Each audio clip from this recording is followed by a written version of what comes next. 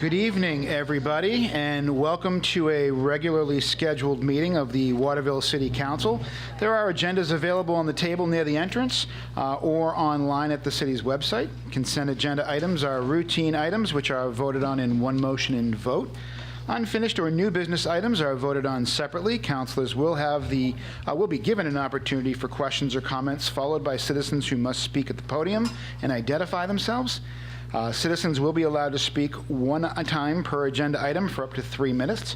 Citizens who do wish to speak on a topic that does not appear on tonight's agenda will have the opportunity to do so during the public comment section of the agenda for up to 3 minutes. All right, first off, we have a couple of public hearings this evening. So kicking us off will be the public hearing for the Second Amendment to the Airport Park Municipal Development and Tax Increment Finance District Development Program. So with that, we will open the public hearing for that. Any members of the public wish to make a comment on the extending the airport TIF? I guess in short terms.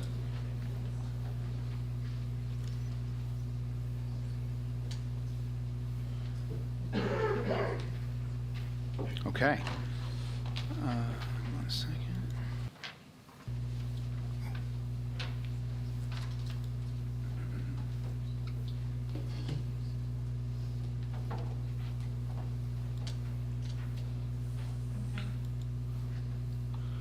Okay. Yes. You want to talk about the TIF? Yeah. Public hearing? That's a great question. Christina or Allie, I guess, if you want to, I don't know if, Christina? Yeah, just a real quick. That's probably not a bad idea. The original airport TIF was developed. It's actually not airport property, but sites that were available along the airport road for commercial development. And it was established to capture some of those development dollars and make improvements to the turn off KMD, that intersection going onto the airport road and the airport road itself to service those businesses. It was originally only done for 20 years instead of the full 30. 2 years ago, it was extended for 2 years, but there were no changes made.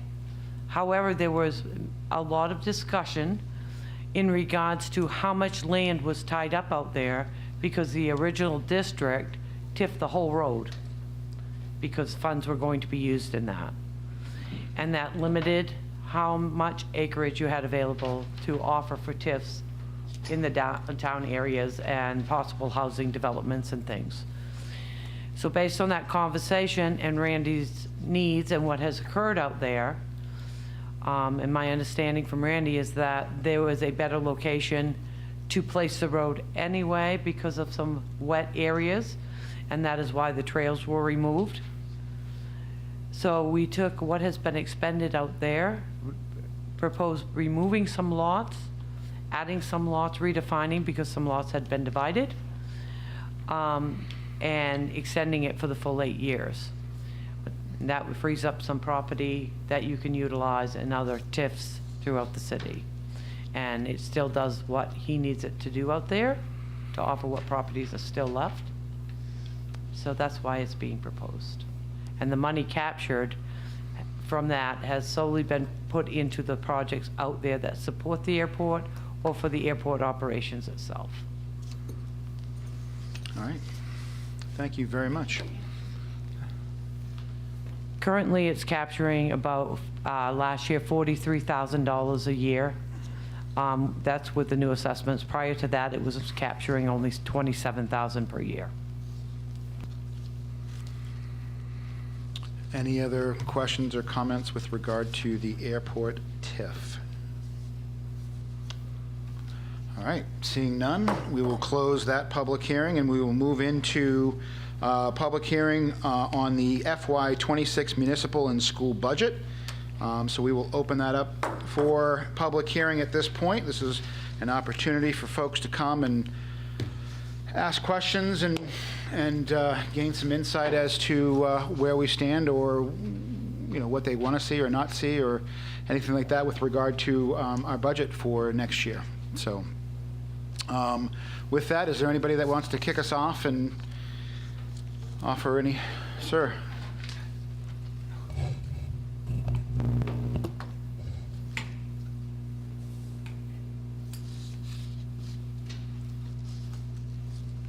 Is this on? Just so we can set some ground rules, just because we have, you know, a lot of folks here, if people want to speak, we'll follow the same rules as we do with public comment. Allow Okay. for 3 minutes. If there needs to go over, then we can certainly make that adjustment, but let's kind of keep it to 3-minute comments. Thank you. Good evening, Good evening. Mr. Mayor, members of the council, the new, let's call him General Knight. What I'd like to speak to you today is about. Excuse me, sir. ski- Nate, can you just, Oh, I'm sorry, Larry Griffin, thank you. Ward 4. Thank you, sir. Thought I said that. But. No, it's all right. Okay, I'm here to talk about the ski team. We seem to have 2 ski teams in Waterville.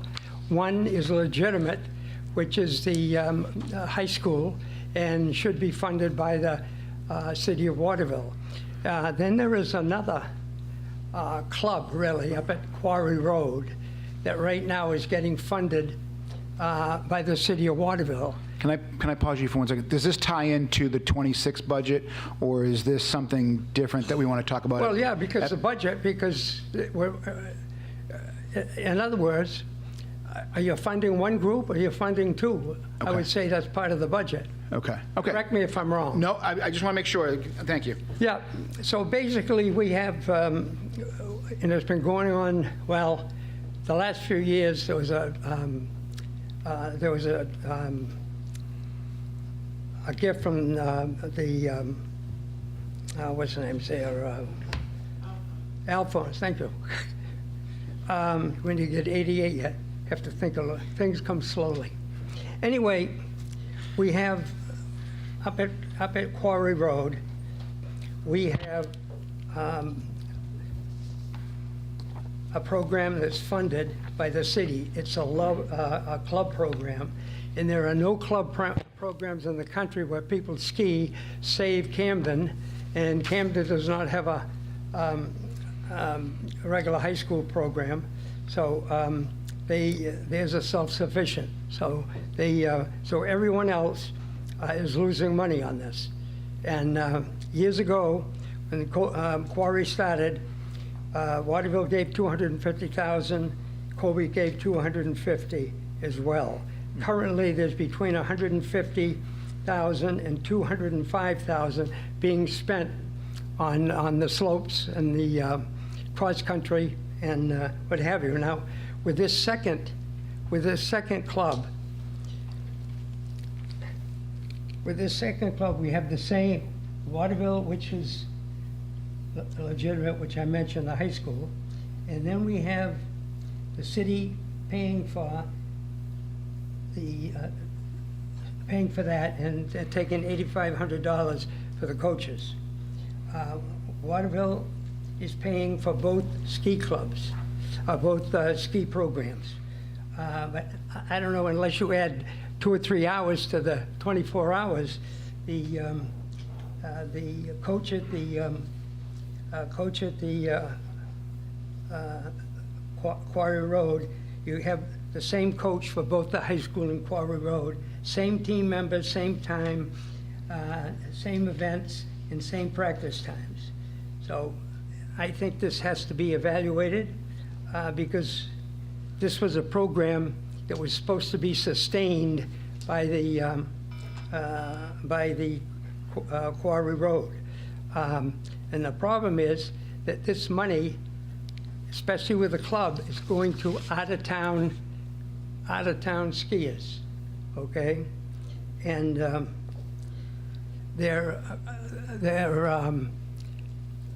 monies that are given by the Parks and Recreation, and they're given to scholarships to kids that are not from Waterville. And I think that's a crying shame.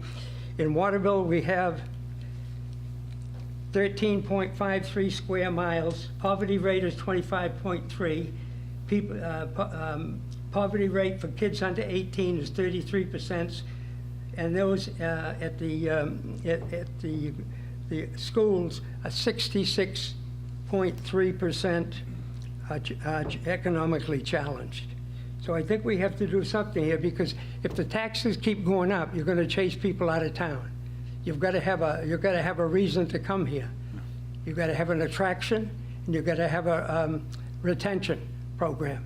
And that's really not being done. As I sent most of you information that because of the high taxes, a challenged school system, and no recreation program in the city for Waterville kids, nobody's going to move here. If you look around in the towns, and most of the towns around Waterville, Sydney, I think, has tripled or quadrupled. Winslow has gained. Everybody has gained but Waterville. And I think you know that from 2020 to 2025, Waterville gained 312 residents. That cannot sustain itself, and there seems to be a problem of attracting new business. Right now, all we're getting is pizza ovens and coffee shops. They hire 2 or 3 people, but we are a service industry, and on any given date, there's probably not Sundays, there's 27,000 people that come to Waterville. Yeah. The hospitals, the doctors, cultural events, athletic programs. That's all I have. Any questions? No, sir. Thank you very much. You, Counselor? Oh, okay. Yeah, it looks like Scott has something to say. Okay. I was involved in setting up the Waterville High School Nordic ski team, and I would love to talk about that real quick. Sure. Well, I think, well, that was, there were a 3-year program given by Alphon. Right. Now, henceforth and going forward, it's going to be funded by Waterville. That's not, this was the first year we've done it. And I know that because my son is on the team. And Quarry Road, the Quarry Road Club, as you mentioned, is self-funded. The skiers pay for the Quarry Road part. Now, I'm not intimately familiar with the funding of the Quarry Road infrastructure itself, but I believe that's where Waterville pays into. But for right now, we received extra funding from the Alphon. Well, That's gone I'm not by. even sure where. That was a 3-year period. Well, sir, I was talking to the funder directly, so I do know what Well, they said. Read.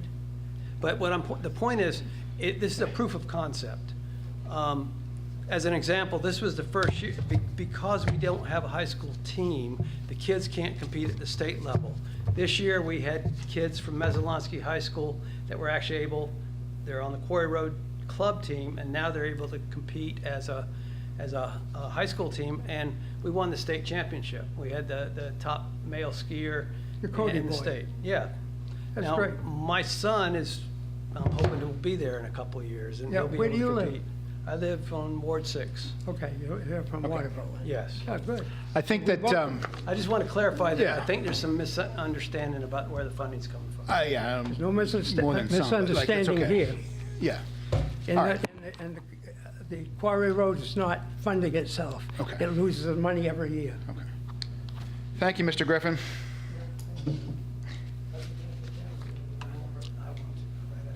Okay. Anyone else have any? Karen? Thank you very much. You're welcome. Karen Heck, Ward 6. I wasn't going to say this, but I do think that Quarry Road brings in a lot of revenue to the city. And I think it is one of the things that attracts people to come to the city and to live in the city. But what I wanted to say is, again, what I said a couple weeks ago at the budget meeting, I think it would be very helpful if we had some context around the budget. Something about, okay, here are the funds we might be losing, or here's where we're gaining some income, here's where things are iffy. Here are some big pieces of the budget that, we need to debate, which would be the increase in the fire ambulance issue, I am concerned, I spoke about this 4 years or 3 years ago, that there should be a regional discussion about ambulance service, especially now that Inland's closed. And also, I believe from what I've read, the opportunity to have a doctor ride along on some of these calls, which would preclude people having to be taken to the hospital, should be thought about. I mean, is that important? Or how much money is it going to cost us to have, an increase in the amount of time that it's going to take to transport people to the hospital? I mean, to make these kinds of decisions, it seems to me you have to have some context around this discussion, and I would request respectfully that we have that. Thanks. Councilor Green. So, I think it's a fair point. I'm wondering if Christina could take us through the top level of what we're talking here, or I can do it. I mean, I think the latest summary we have here is an increase in the tax levy of 3.4%. We do have a separate proposal for a third ambulance, which would be a significant increase.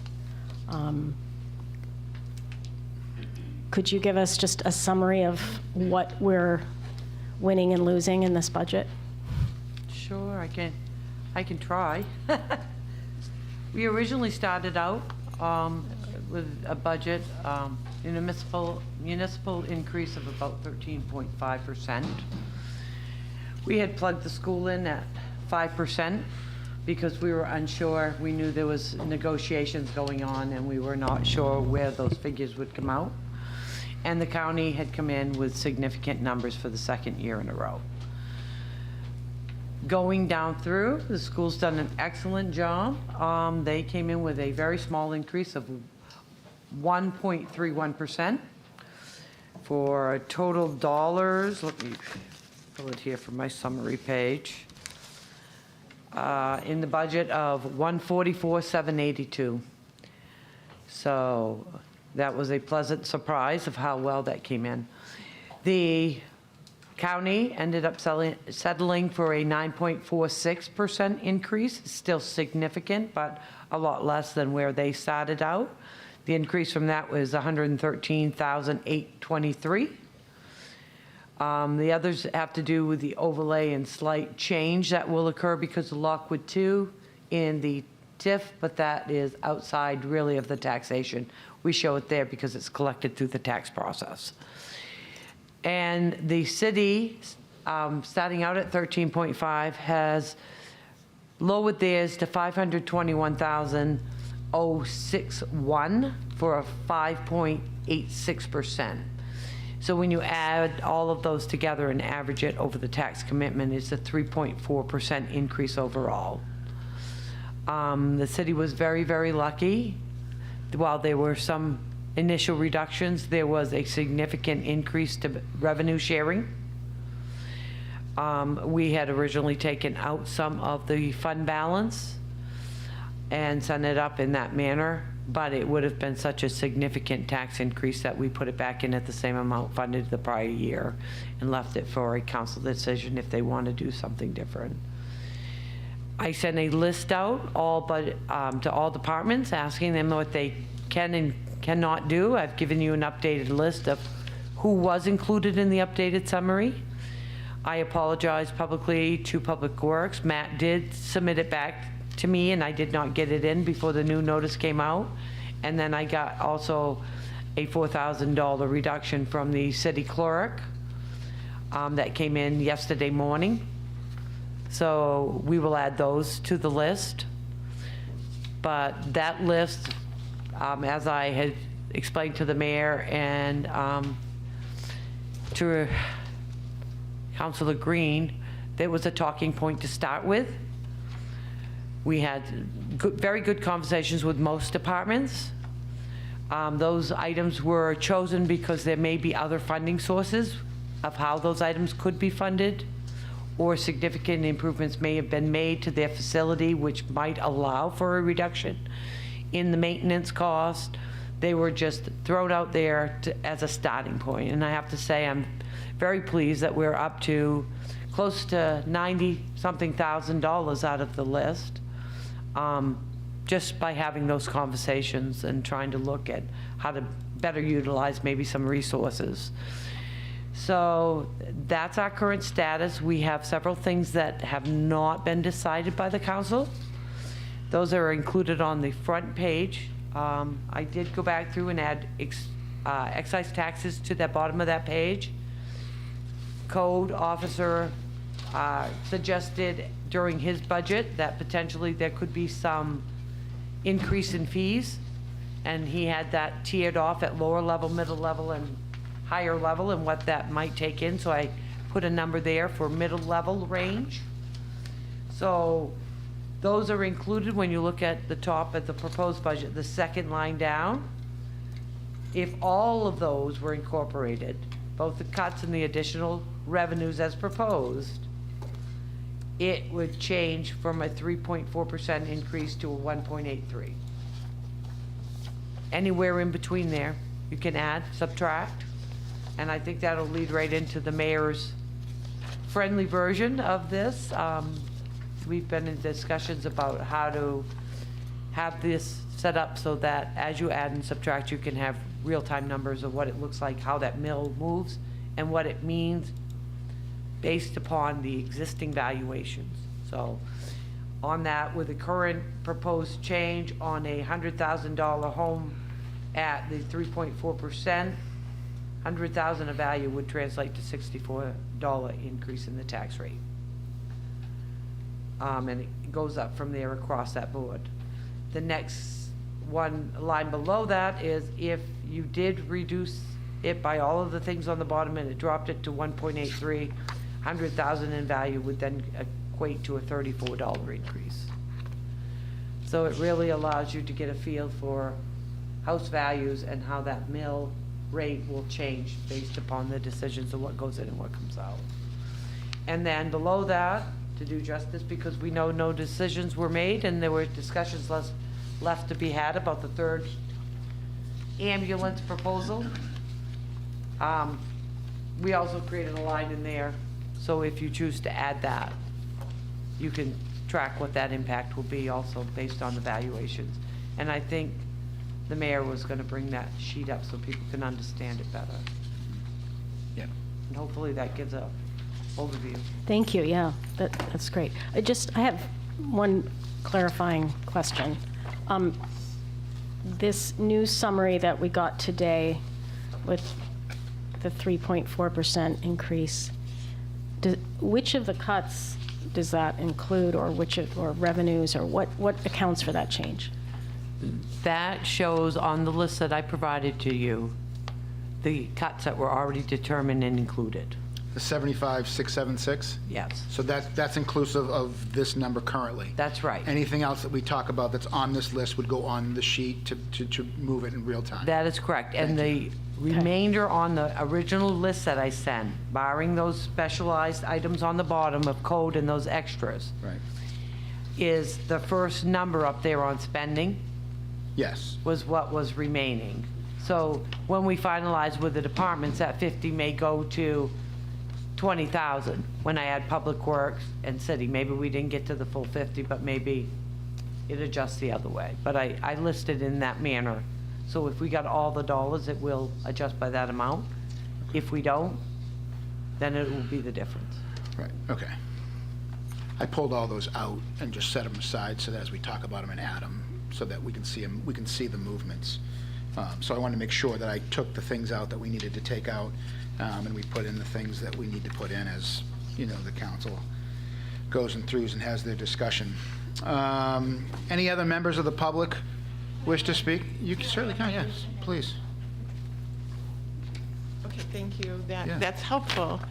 But since we don't have any of that, we don't know what some of those things are that are coming out or not, or, you know, do we want to have this 3%?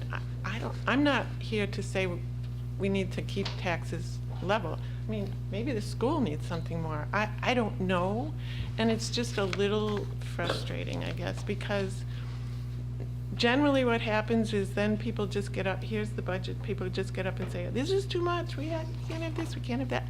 But it would be helpful to to be able to know what some of these things are that were coming out or going back in, or, you know, we have 75 new English as a second language kids coming in. Is there something that we could do to help those kids? It's just frustrating. And I'm not saying that it's your job. I understand that the city manager changed, he's gone, but that would have been a helpful thing for people to understand. Plus the fact that, yes, we only have 12 square miles of land, and most of it, a lot of it is nonprofits, and it's a service center, so we need to have police and fire, and it's just, people are really unhappy and frustrated because there's so much confusion going on right now about what money might be cut, what money then might come back. It's just an opportunity to not have the usual, this is too much money and we need to cut taxes. So in that 3.5%, is there the additional ambulance stuff? And is that gonna come in? I would love to be able to like have the discussion and support a high fee for the code enforcement, because one of the reasons people don't want to come maybe is because there's a lot of vacant housing that should be upgraded. Just some of my frustration. Thanks. Well, so I think that the mayor created a spreadsheet that shows some of this, right? Were you gonna? Yeah, I mean, like, so, I mean, Go this over is, that, this was or- the portion that we, you know, of the conversation, like, we've had all of these discussions, you know, over the last 4 weeks, where we had all of the departments come in and present their budgets in totality and say, hey, this is where we're at. We had the school come in and say, this is where we're at. This is the state of the school system. This is the money that we need to operate the school system. So with that, we, you know, again, at that point, once all of the department heads present their budgets to the council, it's now the council's job and decision to, you know, figure out where they want to move that needle, how they want to move that needle, what they want to cut, and if they want to cut anything, if there's any appetite to even count anything, or if they want to add the third ambulance, if they want to leave it alone. So today is where the start of those discussions take place. Everything else happened based on, you know, the department saying, this is what we feel as though we need to run our departments. This is what we feel we need to run our schools. And they presented that. And then the council has had, you know, time to look at it. We asked, Councilor Green and I asked, you know, Christina to go out and, you know, look through the budget again and see if there were some cuts. And she went out and spoke to each department head after they presented their budgets. We had some that had responded back, and we have some that are, you know, still in the air. And again, that's okay. You know, this is a very fluid and, you know, very quick process.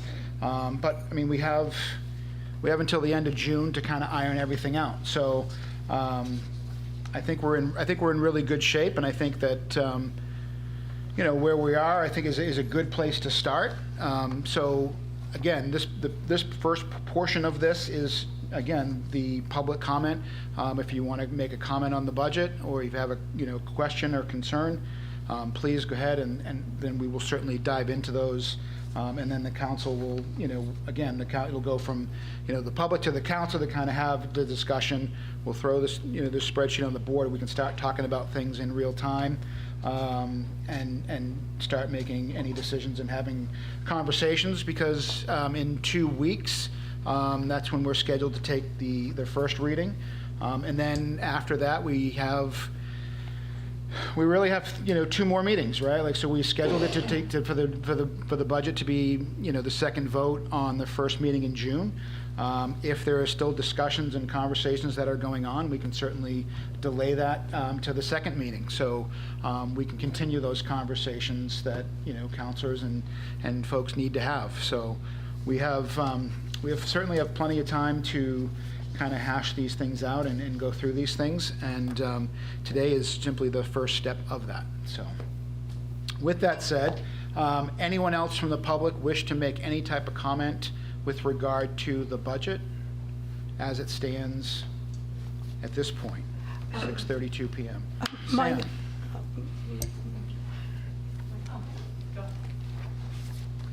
I can wait. Okay. Thank you.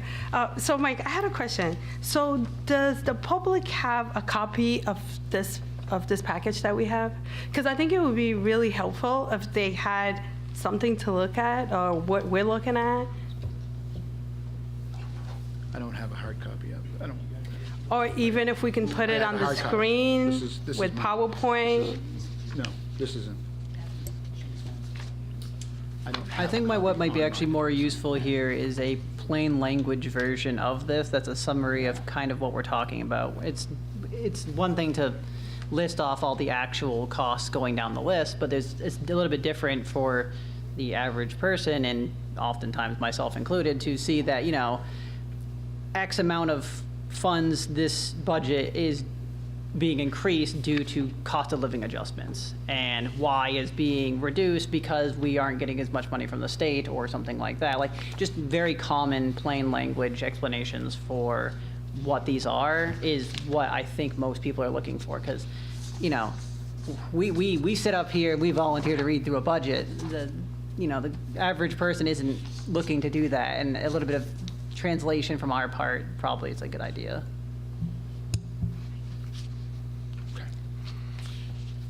So,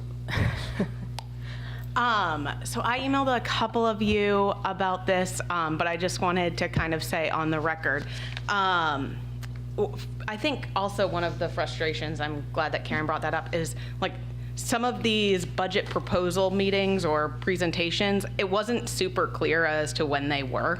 At least to me, and I feel like I'm pretty engaged. Like, I get every text message, and like, I didn't know the school budget was being presented on a random Thursday. Excuse me. So, Can you say who you are and which ward? sorry. Samantha Burdick, Ward 3. Thank you. So that was like frustrating for me because I would have been here to listen to that proposal, and thank goodness the meetings are recorded because I could go back and watch it.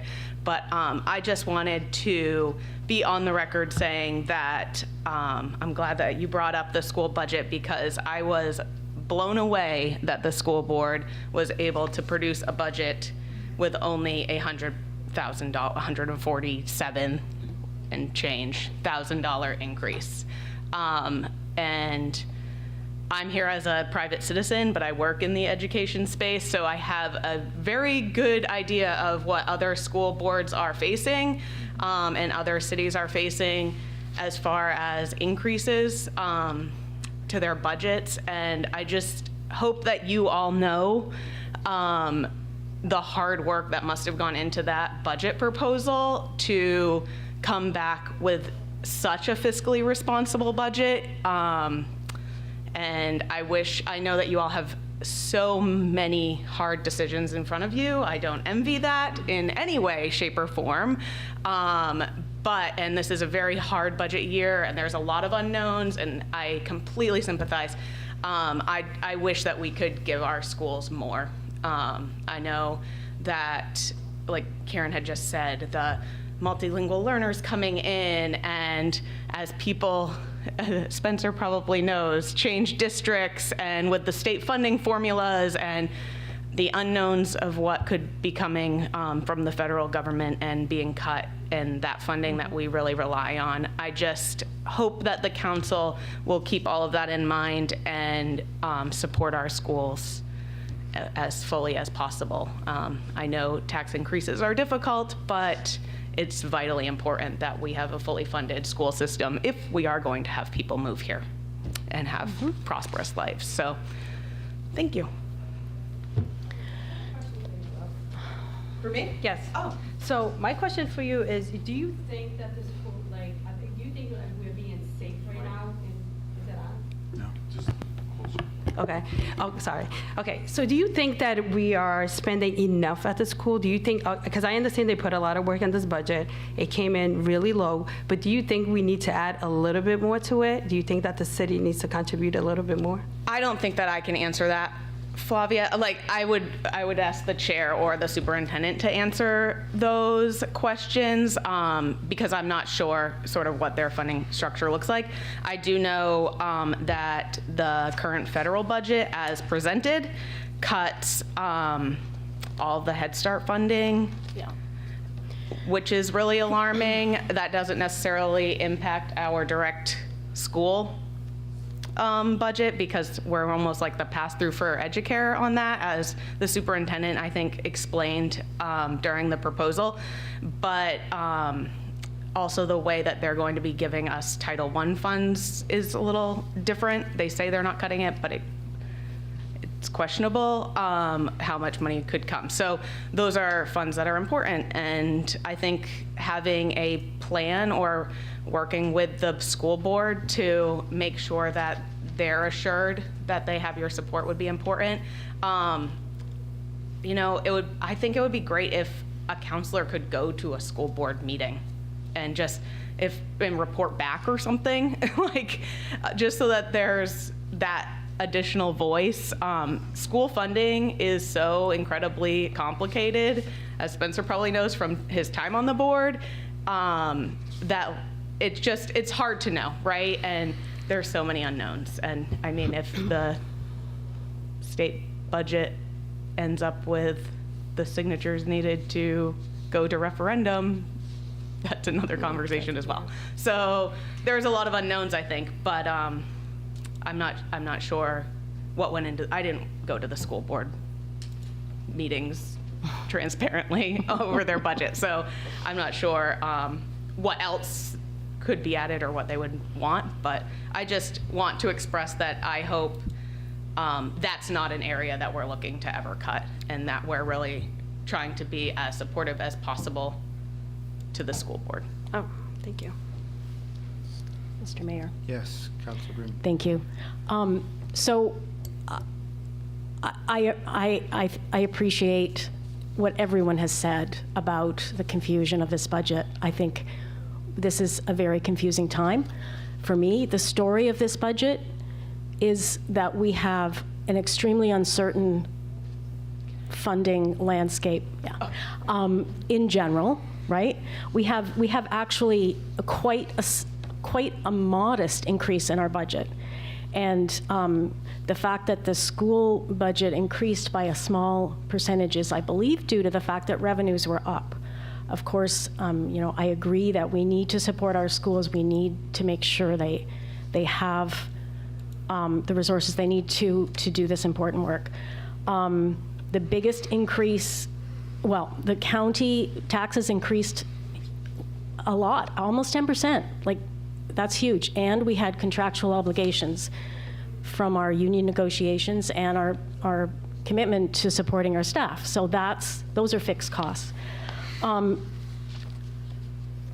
What hasn't been mentioned is that we did lose some federal funding for a community paramedicine program that has been incredibly successful and important. And on top of that, with inland closing, we also have huge concerns about our public safety.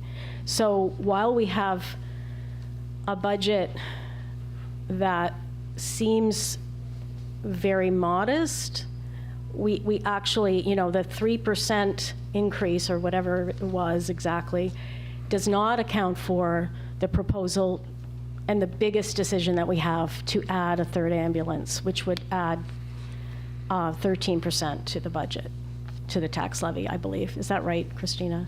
I see you checking my numbers. Goes from 3.4% to 7.17. Okay. It would be, according to what I have here, a 13% increase in our tax levy. But anyway, sizable. It's a $1.6 million item. I think we all know how vitally important our fire department and EMS service is to the city, of course.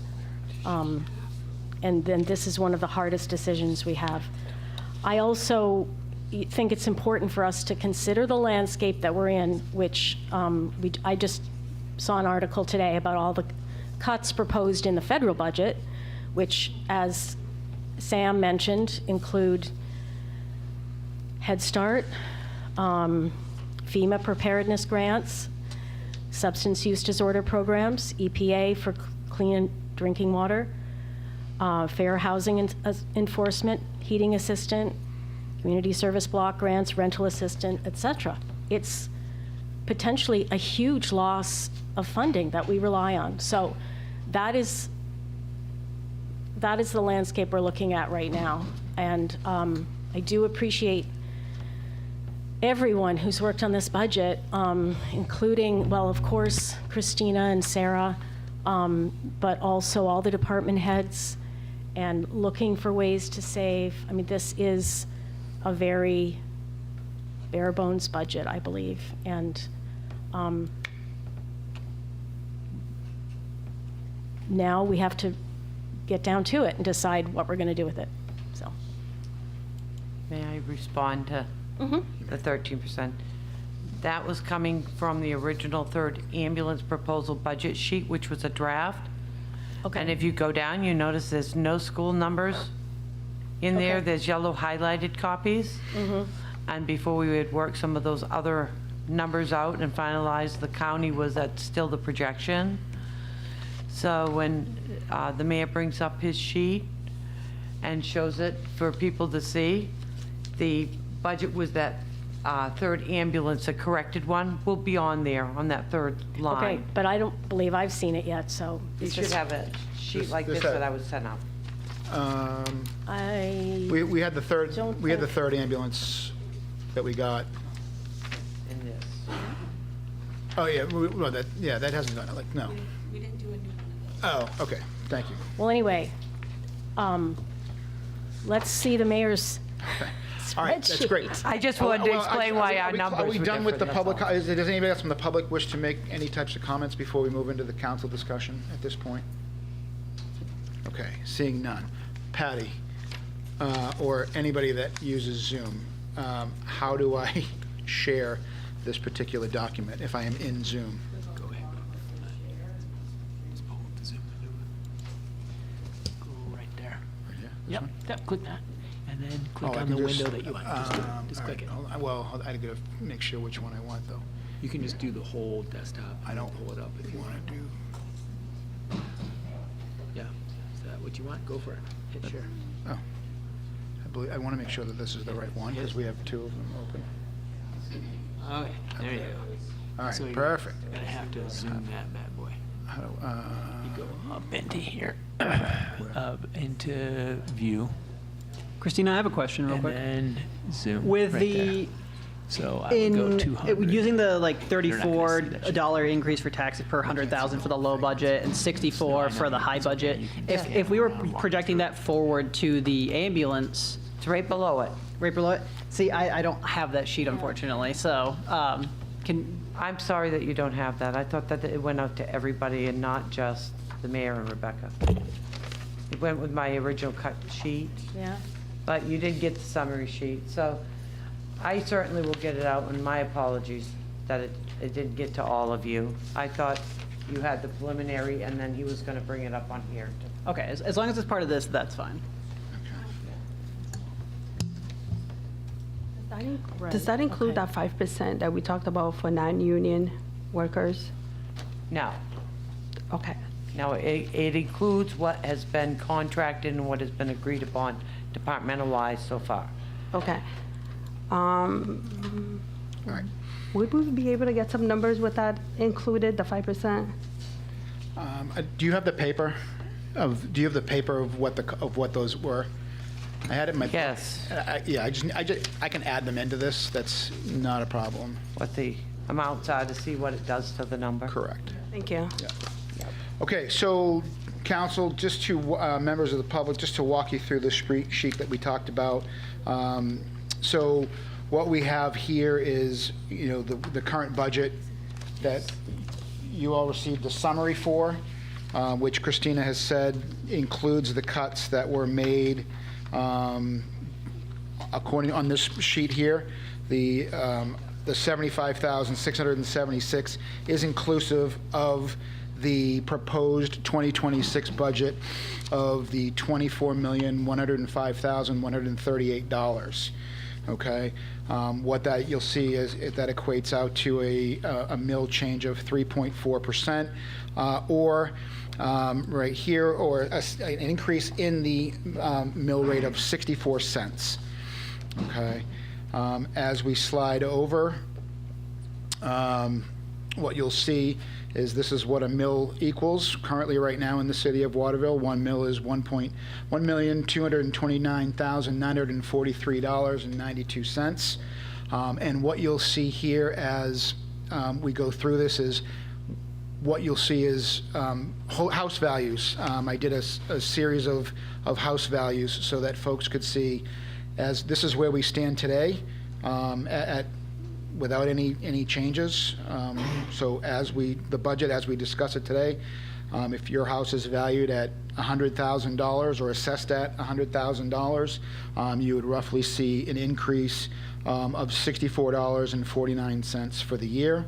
And any changes that we make will fluctuate, this as we move down the road.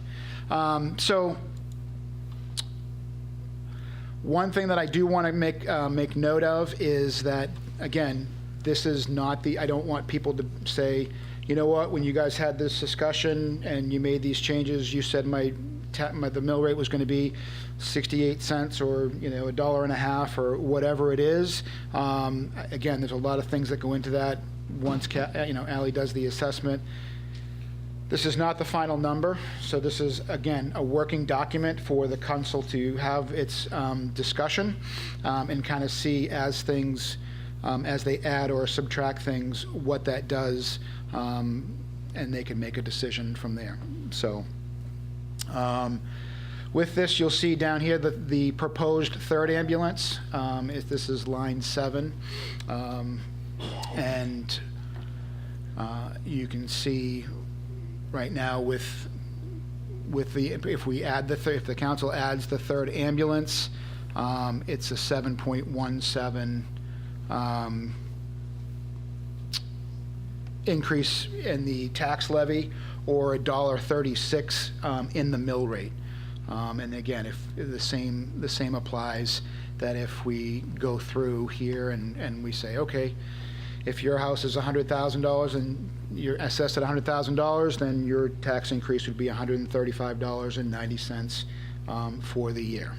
So as we go through and we make changes, and this is the wrong one, that's why, okay.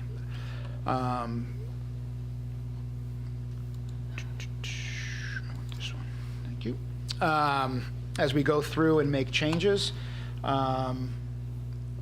you will see these numbers, and we can take a look at what that does to the mill rate. That'll be on line 5 for as it stands for the proposed budget, and then the changes that we make with regard to the third ambulance will be on line 8, and then again subsequently you'll see what that does from a tax perspective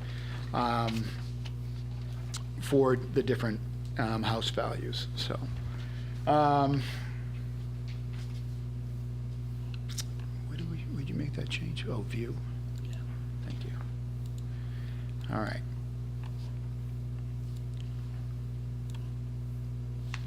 So here we are. Does anyone have any questions with regard to this spreadsheet? Yes. So now, So that one's incorrect. So I apologize, because it's not incorrect. It's correct if we add everything out. For the purpose of this discussion, I took everything out that was on here. We can add these things, all of these cuts are on this sheet, so we can certainly add them and have a discussion about them if you choose to remove them, so. I'm trying to understand what is in the budget summary that we just got today. Yeah. Everything that is on that summary that you got today, okay, You mean is this? on the summary that you got, right? So the summary, yes, Okay. is inclusive of every cut that is made, that's been made on that, is this first and a quarter of the second page. So the $75,676, those have already been removed from this budget. Okay? So the number that you're looking at is minus that. So if there are items on here that you want to add in, we could absolutely take a look and see what that does, and we can certainly add them in. That's not a problem. And then, Christine, I apologize. You did say, well, it's okay. Never mind. We can get that in a minute. So Yes. So that. It's like the whole packet. So the second line is, so if you, now that you guys have your sheets there, right? So under where it says proposed budget, the second line underneath that is if you make any changes to that, plus or minus, right? That will change the numbers that are in these cells right here, Yeah. okay? So again, we'll always see the current budget as it is today. And underneath, you'll see any changes real time, what you make as we have any discussions. And it'll change both here and again with the third ambulance discussion. So, if I may, Yes, you may. the handout that they just gave us here, Sarah Cross gave us, Yeah. where it says percent change is 1.83%. Those cuts, right? So 1.83% underneath the 3.4. I'm assuming that that includes everything that's waiting for these departments? Correct. Yeah, so that's the entire package. correct, Right, so if we make yes. all of these cuts, it goes down to 1 point. Correct. And then likewise, if we add the third ambulance, in the absence of those cuts, it's 7.1, but actually if we take the other cuts that are in this package, Correct. that it's a 5.6, am I understanding this? That is absolutely correct. Okay, okay. And then, and likewise, all those designations are what we see in this table of house values and tax levy. Is that right? Yes. Okay, I got you. So the Yeah, I got it. I understand it. yeah.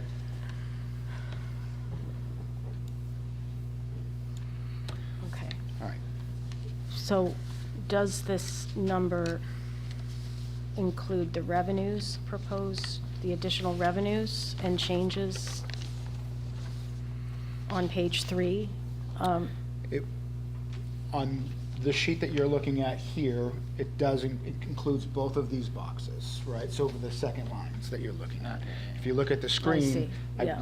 I've removed all of those so that so the council can have a discussion as to what they want to add and not. So if you want to add those back in, those revenues and saying, okay, great, you want to use $11,000 from the private solar panel, great, we can certainly go ahead and do that. Can I ask a question? You certainly can. About some of the cuts that are already baked into this 3.4%. And actually, my question is probably not for you. It's for the department heads of the affected. There's 3 in particular that I'm interested in hearing from. So in the cuts that are represented by the 3.4% under fire, there is, there's a number of them that I'd like to understand better, but there's $1,000 in training for fire. There is $1,500 in training for IT, and there is $5,000 in training for the police force. There's other training that's cut in other departments, but those are the significant ones. And I'd like to understand exactly what that training is that we're foregoing in the city. I don't know if is it possible to have to ask the chiefs of those departments. Absolutely.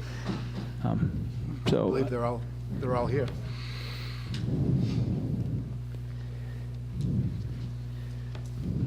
yeah, I'm just interested in like the vulnerabilities that the lack of that training might present for the city.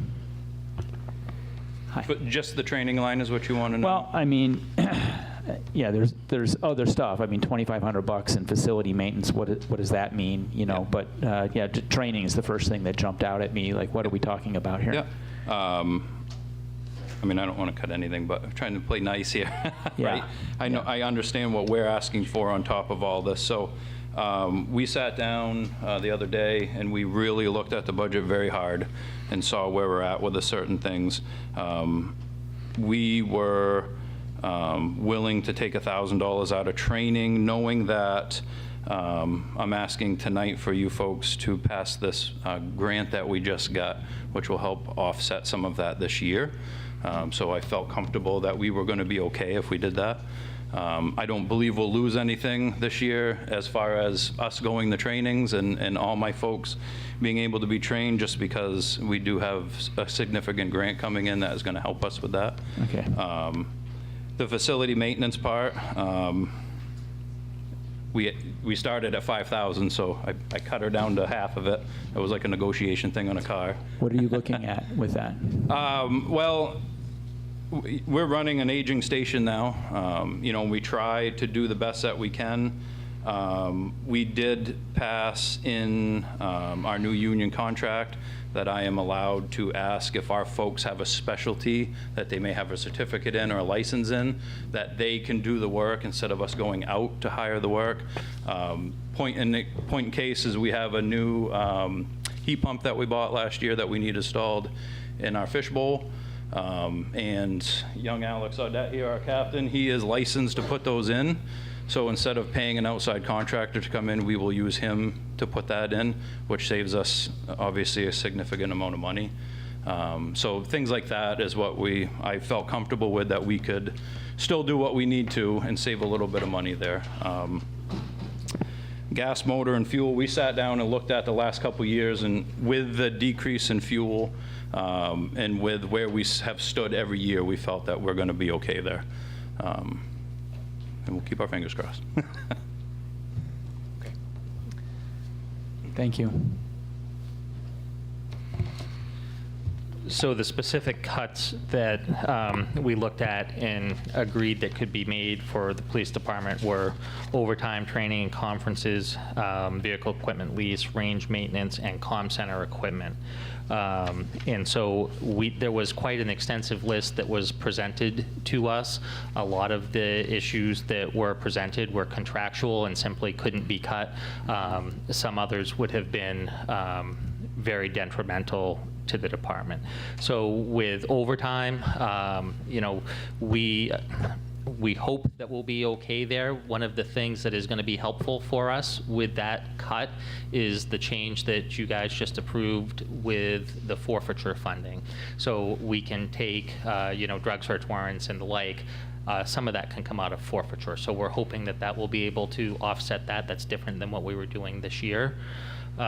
Training and conferences, we receive a Harold Alfond Workforce Development Grant. So they offset training that we might send someone to by 50%. So we get reimbursed for 50% of the cost.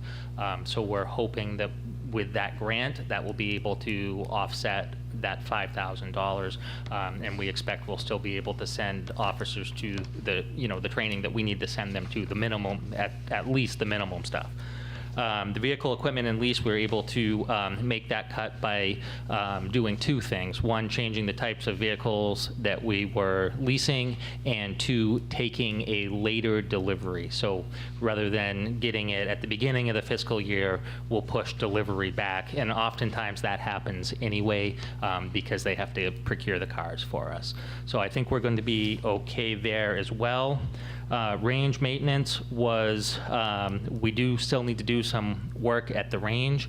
We'll be looking to Public Works to help us with that, and again, forfeiture funds there. And finally, comm center equipment, we were comfortable cutting that because we get the Burn Justice Assistance Grant each year, and we think we can offset that $4,000 with grant funding. So hopefully that clears up any questions you might have.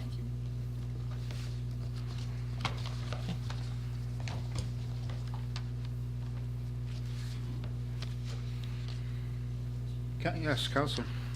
On your sheet over there, will you be able to add the 5% for the non-union employees to just see what's the change and what's the mill rate on that? Yeah, so you want, just so I'm clear, you want to add the so this number is 72,712.35? Yeah, that's to bring the non-unions up to 5%. Certainly, 1 second.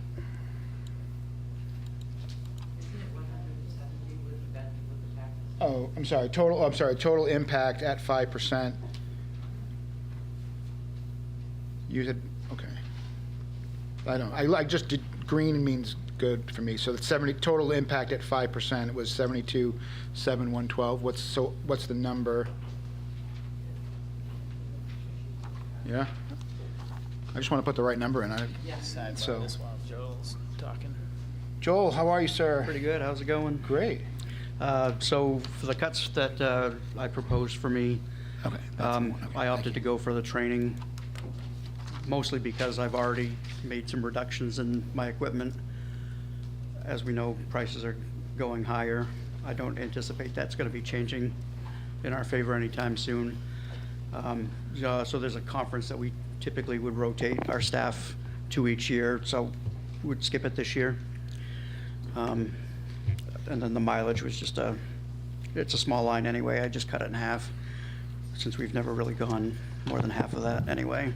So this training doesn't open up a vulnerability in your team, in your mind, is what you're saying, for It does 1 not. year? No, it does not. It's really more of a how to use the product and new features and that sort of thing. It's our core infrastructure for the finance department, human resources, and basically all those transactions you have at the counter are managed through there. So it keeps us up to date on what's changed, what's coming down the road, gives us an opportunity to network with some other municipalities who might be doing the same thing we are. It's a good opportunity to say, hey, we're doing this. I understand you guys did this maybe a year ago. What went well, what didn't. So I think we'll survive if we miss that this year. Okay, thank you.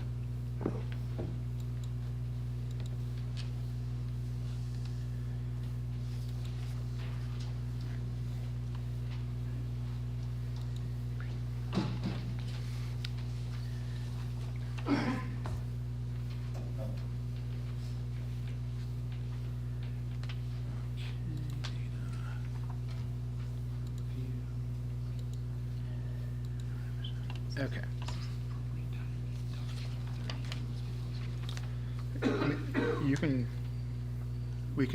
We can talk about that whenever you want, sir, yes. If that's what you want to talk about right this second, then we can certainly do that. So Flavia, just to go back to your question, so here we added, and just let's take this out. I just want to say additions, because we did fund this a little bit differently. So the non-union wage increase at 5% is $172,121. So you would go from, you would see here with the budget that was presented, we would go from 3.4 to 4.14, and a mill rate change of 0.64 to 0.78. And just to be clear, I just Yes. wanted to let the public know what that means. What that means is that the non-union workers that work for the city, their COLA rate is really low. It's really, really low. And so what this would do, it would just bring it up to a 5%. We all know the cost of living is up really high, and this would just ensure that we're paying our staffs adequately.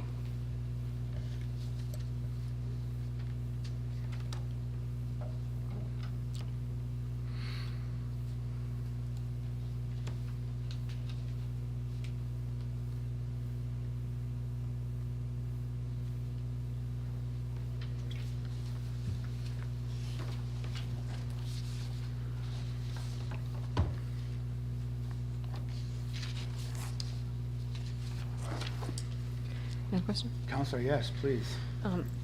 My question, I guess, is for, I think, for the fire chief. So adding the ambulance, as we know, it's not the actual physical vehicle we're adding, it's the staffing. And I recall, I think you said that would require 8, right? Is that the minimum? Is there another number that could work? Like, that's kind of what I'm wondering, like if there's any room there. Yeah, I need 2 people to staff the ambulance. If I only get 1, the only way to staff the third would be have to pull them off a fire truck. And I only have 1 person on each of our 2 fire trucks. So that essentially would mean we'd have a fire truck that would not be able to respond. The 2 gives me 2 seats in the ambulance filled. Keeps the fire staffing, well, depending on who we hire, if they're fully trained fire and EMS, then they're also firefighters for the city also. And that would be the ideal thing. But we are allowed to hire what we call fire medics, where they're medically trained but not firefighter trained. A lot of times they want to be firefighter trained after they come hang out with us for a while. So that's the ultimate goal, yes. It would be hard to do it any other way.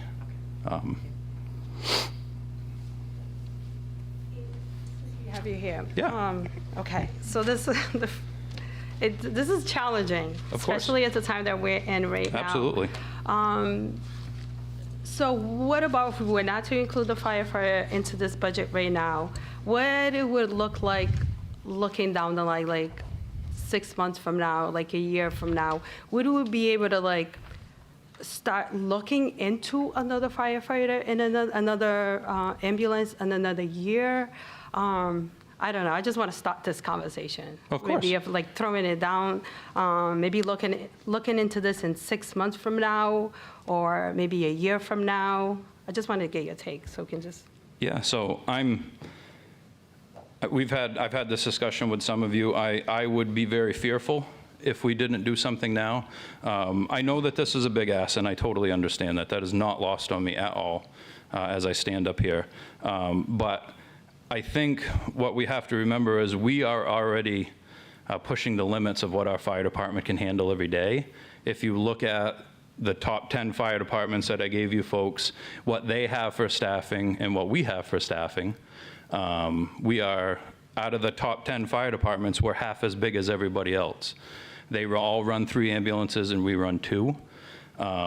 So we're already walking that fine line of how much more we can handle, I think.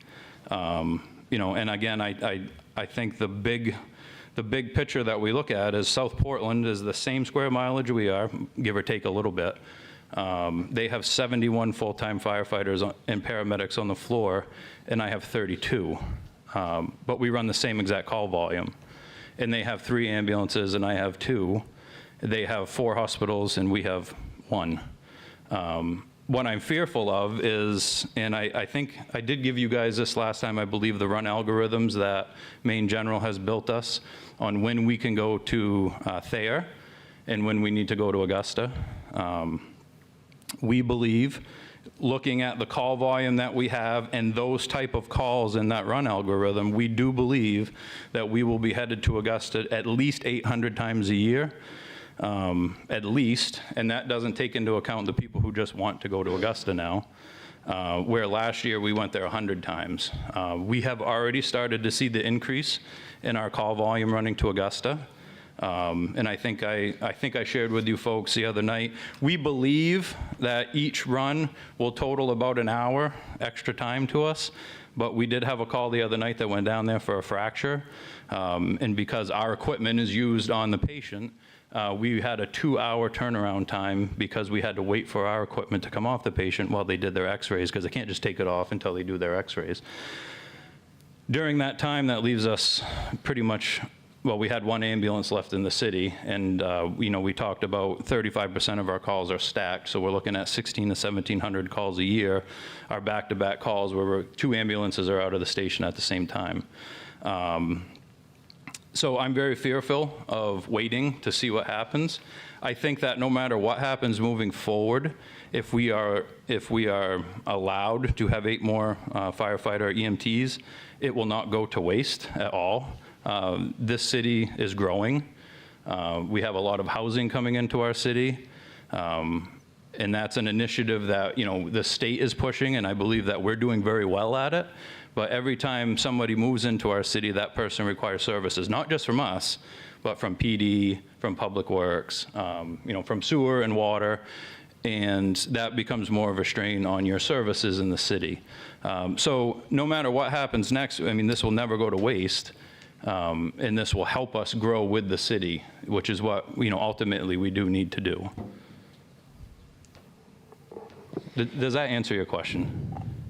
Yeah, it does. Okay. And also, so I just wanted the public to know. Yes. coming from- Okay, thank you. So just following up on that then, the numbers you just gave us, correct me if I'm wrong, 5,404 calls for Waterville. Is it 54, 57? 5404. Yeah, 5704. 5704, 5714 for South Portland. Correct. 71 full-time down there, 32 down here. That's 80 calls per person in South Portland. That's 178 calls per person. Correct. Here in Waterville. And South Portland the pay is higher. That's So correct. imagining the recruitment and retention of young firefighters, EMS in the city of Waterville or a place like South Portland, those people thinking about where they want to locate. Can you talk about that? You can live in South Portland, do 40% of the work, get 30%, 20% higher pay. What does that do for our ability to recruit and retain here in the city of Waterville? It would definitely hurt our ability to retain. So we've been very fortunate where we grew a couple years ago with our ambulance program. We were very fortunate, and we've been fortunate so far. But as well, you folks know, we just signed a contract, right? And as we leapfrog each other through the world here of firefighting services, firefighters can go anywhere now and work. Not like it used to be. You know, when I tried to join, it was really hard to join a fire service. Not anymore. It's not as hard. There's a lot more job openings, and you don't have to live anywhere close to where you work anymore. You can live in Waterville and work in Portland if you so feel like it. So I look at, especially as I get longer in my career, right? I don't want to be as busy anymore. I want to sleep at night. I don't want to run 20 calls a day. And I can go somewhere else and not do that. I mean, why wouldn't I, right? And listen, all my firefighters here, don't listen to any of this, okay? But it is the hard truth of what we're doing today in this, especially in this state. Firefighter, EMTs, especially paramedics, are at a premium, and we're all fighting over them. And we have to be attractive to retain the best.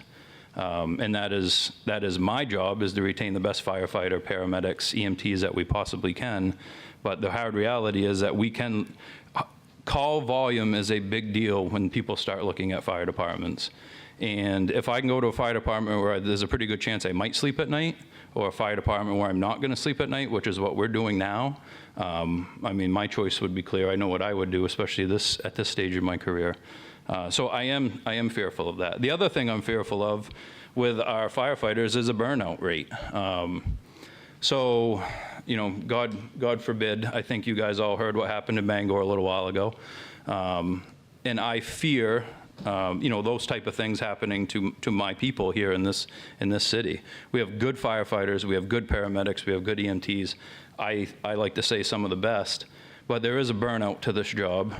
They see things and they do things every day that the normal person is not meant to deal with. And in the city of Waterville, we see a lot more of it, just because we're busy and because of the nature of our job here in the city. You said it, we're running twice the amount of calls per person as anywhere else, really, because of our staff numbers. And I fear the burnout. I fear them not wanting to do the job anymore. And the other thing I fear too is when you're up for 24 hours straight, running to Augusta or farther is not, to me, it's not a great idea. That's where bad things can happen, right? You know, the human body is not meant to be up 24 hours. we run a great shift, but you run that 24 hours and maybe you don't sleep, you have a day off and you try to get some rest, and then you run another 24-hour shift on top of it, on top of these guys, you know, they have plenty of opportunity to have to cover shifts too. And all of a sudden we run to Augusta at 3 o'clock in the morning. I just think that it's not the ideal situation. Now, I can also say that in the last month, we've run to Portland twice, and we've never done that since I've been here. We can already see the change happening as we continue to run farther down. And I do believe that we're going to see it more and more. And that is not only wear and tear on our equipment, but it is definitely wear and tear on our people. And Chief, since we have you here, Karen, yeah, so she mentioned earlier about regionalize, having like a region fire department. Can you talk a little bit more about Yeah, that? so we've talked, some of us have talked about that at length. Right now, the only other ambulance service around us is Delta and Winslow. Winslow has one truck. Fairfield does not have any ambulances, and neither does Oakland, and those are kind of our surrounding communities.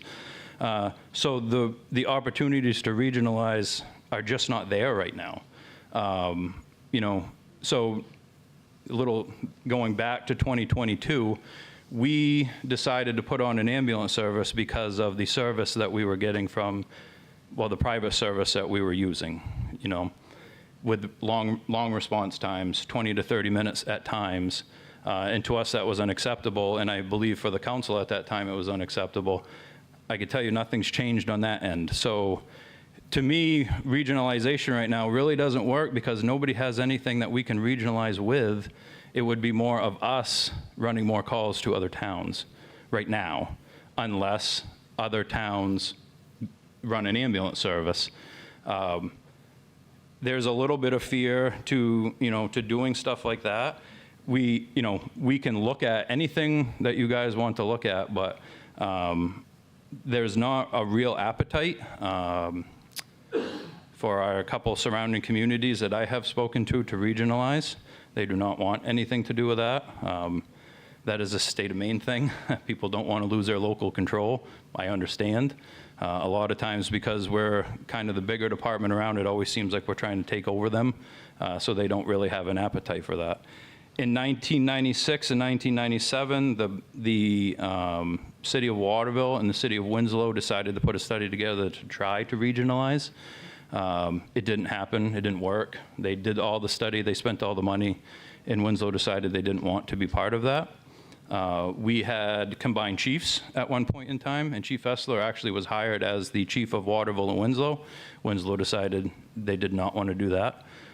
So those things have been tried, and we haven't made it there yet. Not saying we can't in the future, but my worry with the city of Waterville right now is this is what we're up against right now. Regionalization is years away, if it is at all, and it doesn't help us right now. Even if we say 5 years from now were to make this all happen in a perfect world, and Oakland, Fairfield, Waterville, Winslow, we all became like this superpower, our 3 ambulances and our eight more people are not going to go to waste. I can promise you that, because they're going to be busy still. So no matter what moving forward, none of this will ever go to waste, even if we decided to regionalize.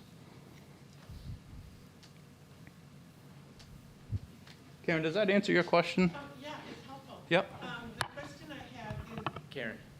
Oh. We'll share. The question I have is, I know in the past we've had, well, maybe this has all changed. When I was mayor, Waterville would respond to other places. Yep. And they were supposed to also respond to us. Yep. But is that true now with ambulances? Do you only take Waterville people? Or do you have to take, if somebody calls from Fairfield, do you have to go to Fairfield? Well, so Fairfield is covered by Delta. So if, okay. Yep. So we do have mutual aid agreements with our surrounding communities for fire suppression. So if we have a fire in Waterville, Fairfield, Oakland, Winslow, they're all coming, right? But because they have fire trucks and they have people that fight fire, if we have an ambulance call in the city of Waterville, Fairfield, Oakland, those places, they don't have ambulance services, so they can't help us with that. So if somebody in Fairfield needs something and Delta's already tied up, do we go to Fairfield? We will help them. Okay, so my question is, Yep. does Fairfield chip in? Well, we make revenue out of it, so we're getting paid for it. So all of the ones that we do outside of Waterville, we're making money? Correct. And is it enough? I mean, does it cover the cost? It's never enough. Does it cover the cost? So, I mean, no, it doesn't always cover the cost, but we don't have a mutual aid agreement with the towns to do that. I mean, if that is what the council decided to do, we could. Well, it seems to me that those towns, I mean, we went through this when I was mayor, those towns were getting the pool for the same thing that the Waterville residents were. And to me, if we're gonna respond to their people, they come into our town for all of their other services and we don't get to capture any of that revenue. It seems to me that we should at least get paid what it's costing us to do that. Yeah. That- No, I So understand. I don't want the fire department to do without, but I do think that a lot of times Waterville just accepts things that we should be making sure. It was the same with computer services. They were getting stuff for almost nothing, and like, well, that's great, but we don't have the land base that most of these other towns do. We don't have, they're all saying, oh, their taxes are so low in Fairfield. It's true, because we're covering a lot of those costs. So I don't know if there's any way to make this happen, but it seems to me that the other towns should be at least paying us what it's costing to pick up their kids. Hey, Chief, what number of the 5704 is mutual aid? As far as EMS goes? Yeah, okay. Yeah, so and like I said, when we run outside of the town, we do receive the revenue from the EMS call. So it's not like we're losing money. I mean, I don't know if it's covering the whole thing. We average about $439 per call right now is what we get. We're getting, well, it's probably close. If it's, an hour call, I would say that we're close. But they, Fairfield does pay Delta to cover them. And if we go to like Winslow for a paramedic intercept, so say it's their ambulance, but they don't have a medic on it that day, when we go to Winslow and cover a call just to send them a paramedic, we do send them a bill of $300 every time we do that. But they also do that to us too. So it's a tit for tat type of thing that we're doing here. Okay, well, this is helpful. Yeah. And for the record, so outside calls outside the city of Waterville, for 2024, we did 40 calls outside of Waterville to pick up patients in Oakland, Fairfield, or wherever, just in our surrounding area. Theoretically, that might increase. It could. Because Delta is in the same boat that we are right now, and so is Winslow. And in fact, looking at, so we get calls for service to help transport patients out of Thayer. So Thayer's ER, we get called to help transport patients out of that. Now, we don't normally do it because we just don't have the manpower. But in the last, I would say, couple weeks, we've noticed a pretty steep increase in calls from the ER, or calls from actually Delta and the ER, asking us if we can help cover them because they can't. So what I'm getting at here is they are in the same boat that we are with their call volume also going up. So, relying on them to help us cover our calls, it's just really not an option right now. And again, that Portland run we ran the other day, that was a Waterville resident. That was Delta asking us if we could take that patient out of Thayer and bring them to Portland, or else they weren't going to make it. And to me, when a Waterville resident calls and says, I need help, then we're going to help. There was another question, though, about some people choosing to go by ambulance, that I thought you said. Some people want to go by. Some people want to go to Augusta. So, but is that their choice, or could somebody have driven them to Augusta? When somebody calls 911, we have to go get them. We don't have a choice. That's abandonment. Then I misunderstood what you said, because I thought you said some people choose to. Well, they get in the back of the ambulance and they may say, I want to go to Augusta. So we did. As opposed to. Chief is differentiating assessing a patient by the level of acuity So there's certain patient types, depending on clinical assessment, where they may be a higher risk of being admitted to a hospital, might need surgical services. Those are going to have to go to Augusta no matter what. And then you're going to have a patient population that are going to say, take me to Augusta, that's where I want to go, that's my preferred hospital. So we're taking patients by choice because we have to. If they say, I want to go to this hospital, we take them. Now, we do have a policy that outlines how far we'll go. Like, if a patient says, I want to go to Portland, well, we're not doing that. We can't afford to, nor can we afford to have an ambulance out of service for that long.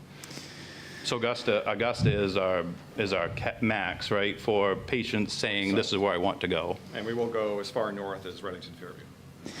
Yeah, just so that we know what we're talking about here, of the $878,000 for this proposal, right? Correct. At the $435 per run at 40 runs, that's just under 2% of that total cost. So even if we were increasing the fee that we were asking for by 50%, you're talking about less than 1% of the total cost of adding a third ambulance. So I mean, it's kind of rounding error. So one last question. Of course. Did you lose the grant? You had a grant, right? For community paramedicine, money. correct. Right. So is that's not included in It is not. But that would be helpful too, right? It would, that is hard to quantify if we take those patients and they're not going to the ER, because there's no way to quantify that. But I can tell you that community paramedicine does help, 100%. And does the doc who rides in the ambulance, that was happening and it's about to be cut, does that affect? That does not help us at all. Okay. Yep. All right, well, this is very helpful.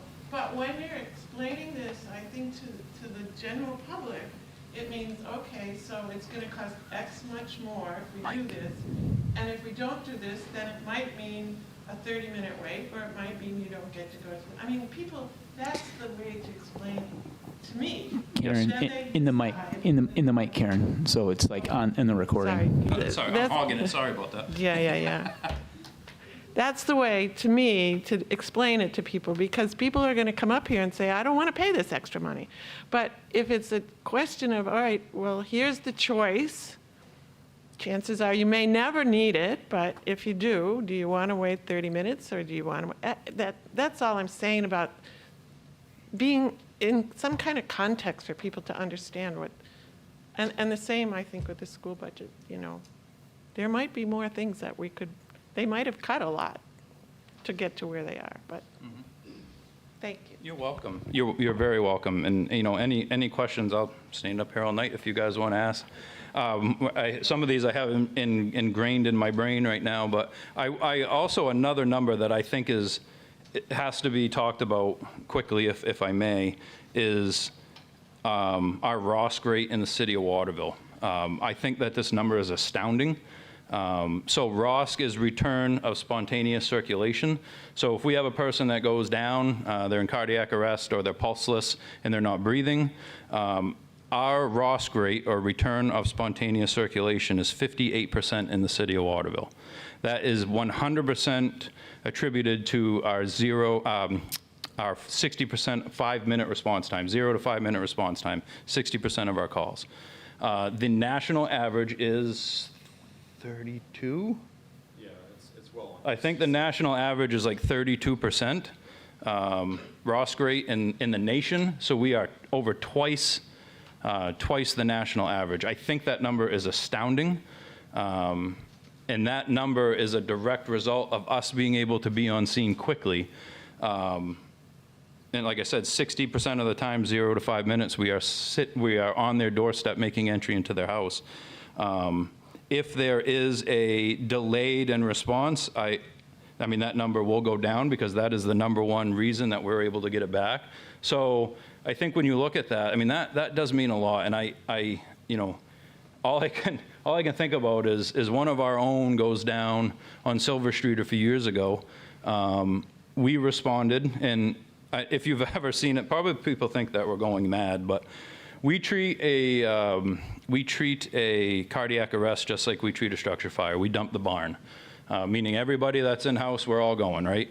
And we run a pit crew style CPR, which is pretty awesome to watch. In fact, we ran a CPR last year at Martin's, and we had people lined outside the ambulance doors waiting for their turn to go in and do compressions. That does not happen anywhere else. Everett, you can attribute to this in your 22 years of EMS services. We'd be lucky if we'd get 3 people on scene to do a CPR call. So we are lucky in this city that we have what we have right now, but I do believe that things are going to change.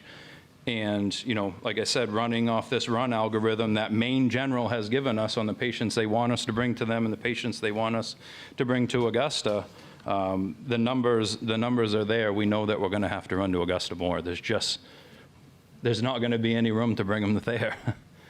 Or they don't belong at Thayer because they're an ER service, and there's nothing worse than bringing a patient to the ER at Thayer. They have to get looked at and then get right back in another ambulance and go to another hospital. That does not help them at all. It also gives them 2 bills where, you know, they definitely should just stay in the back of our ambulance and probably go to Augusta. Would be the best thing for their health. So I do worry about this. Thank you. Scott? Thank you, sir. Thanks for waiting. Just You quick. want to look at my book? You can. No, just a quick question. Can you say no to the folks from Winslow and Fairfield? And would that save wear and tear on your organization? It was 40 calls a year, so it's not a lot. It's only 40. That's what we had last year outside of the city of Waterville. Yep. And I just want to add, when we don't have ambulances available, those are the folks that we call into the city for mutual aid to assist us as well. Whether we have a multiple patients on a car accident, or our ambulances are tied up, we do depend on mutual aid to come into the city. So while it's a cost of doing business, we also all need to, it's a big cooperative effort as well when we run out of ambulances. So on that point, how many inbound mutual aids did the city run last year, or have to draw upon last year? Yeah, it's a great question. I don't know the exact amount. I can tell you it's very rare. We will go months without calling an outside ambulance into the city. So it's very little anyways. I will definitely see if we can get that number out of our stuff, so we have that for you. One other thing, as an elderly resident of the city, I appreciate the response times. But at the same time, it just seems like this is a big bite to support going forward. And a lot of people can't afford this. And it's not just this year, it's the next year and the out years. And it just seems like we're on a potentially unsustainable path, and I don't know what to do about it. And I know it's a tough question. Thank you. Thank you. Very quickly, in regards to the amount of individuals, so you had over 5,700 calls last year, correct? How many of those were, how many of those calls required transport? And out of those calls that required transport, how often were you going to Augusta as opposed to going to Thayer? So last year we went to Augusta 119 times. I'm trying to pull that off the top of my head. Hold on just a second. 115 times we went to Augusta last year. We transported 3,177 patients within our primary response area. So again, that was 3,177 patients that we transported out of Waterville. Out of the And 150 of them went to Augusta, the rest went to Thayer? 115 went to Augusta. Just over 2,100 went to Thayer. 902 went to Inland, and we had 4 that went to Running Security. 902, okay. Yep.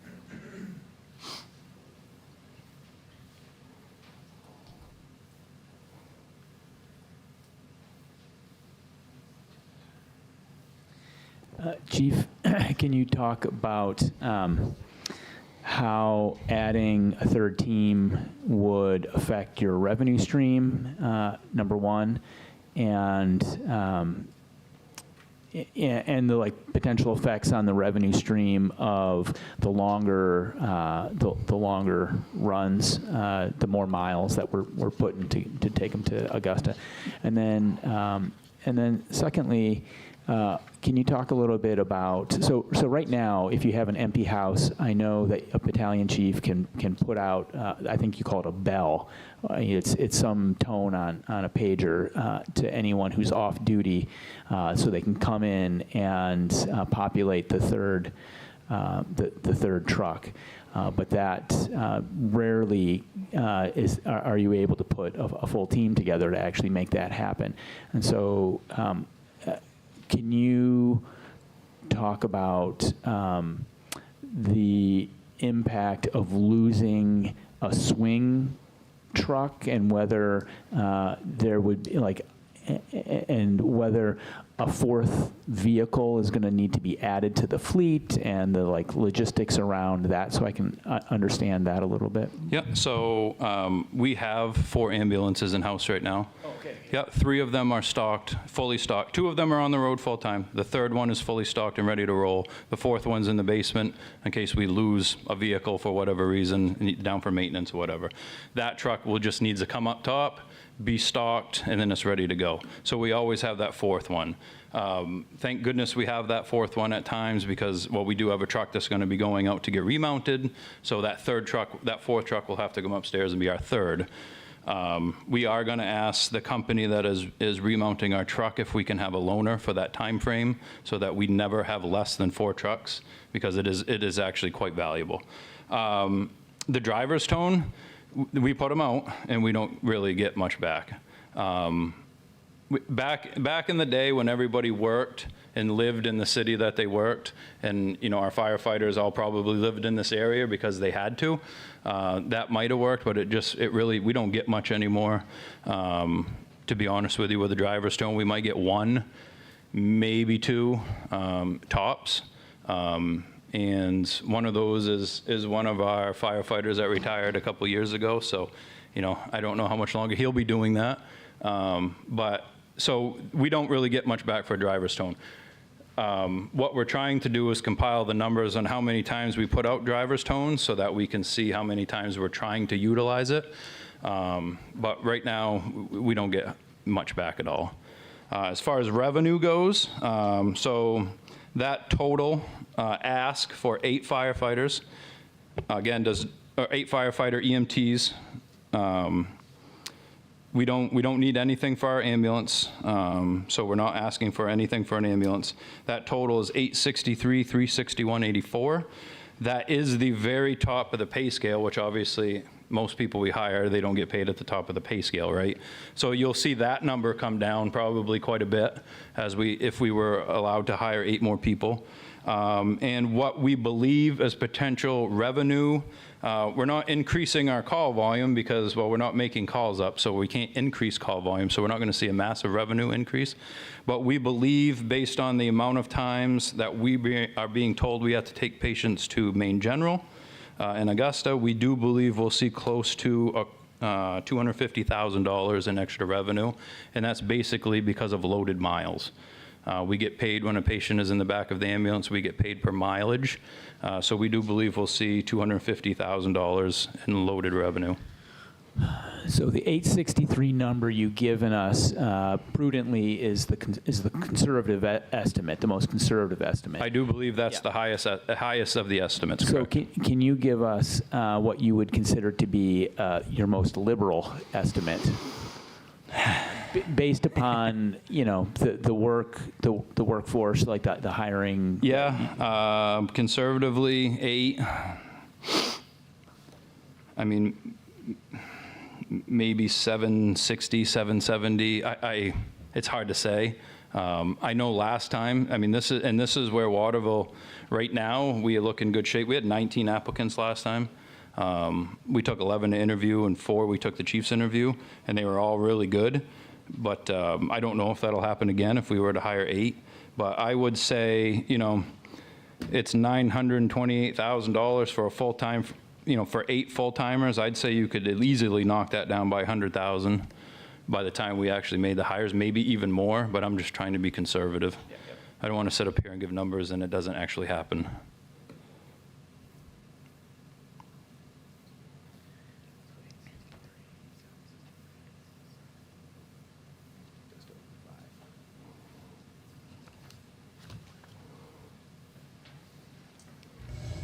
So, right now, the topic is, I guess, we've shifted general budget to, the council's appetite to add the third ambulance. And if the council's appetite is to add the third ambulance, then we have, does anybody need any additional data or want any additional data to make that decision?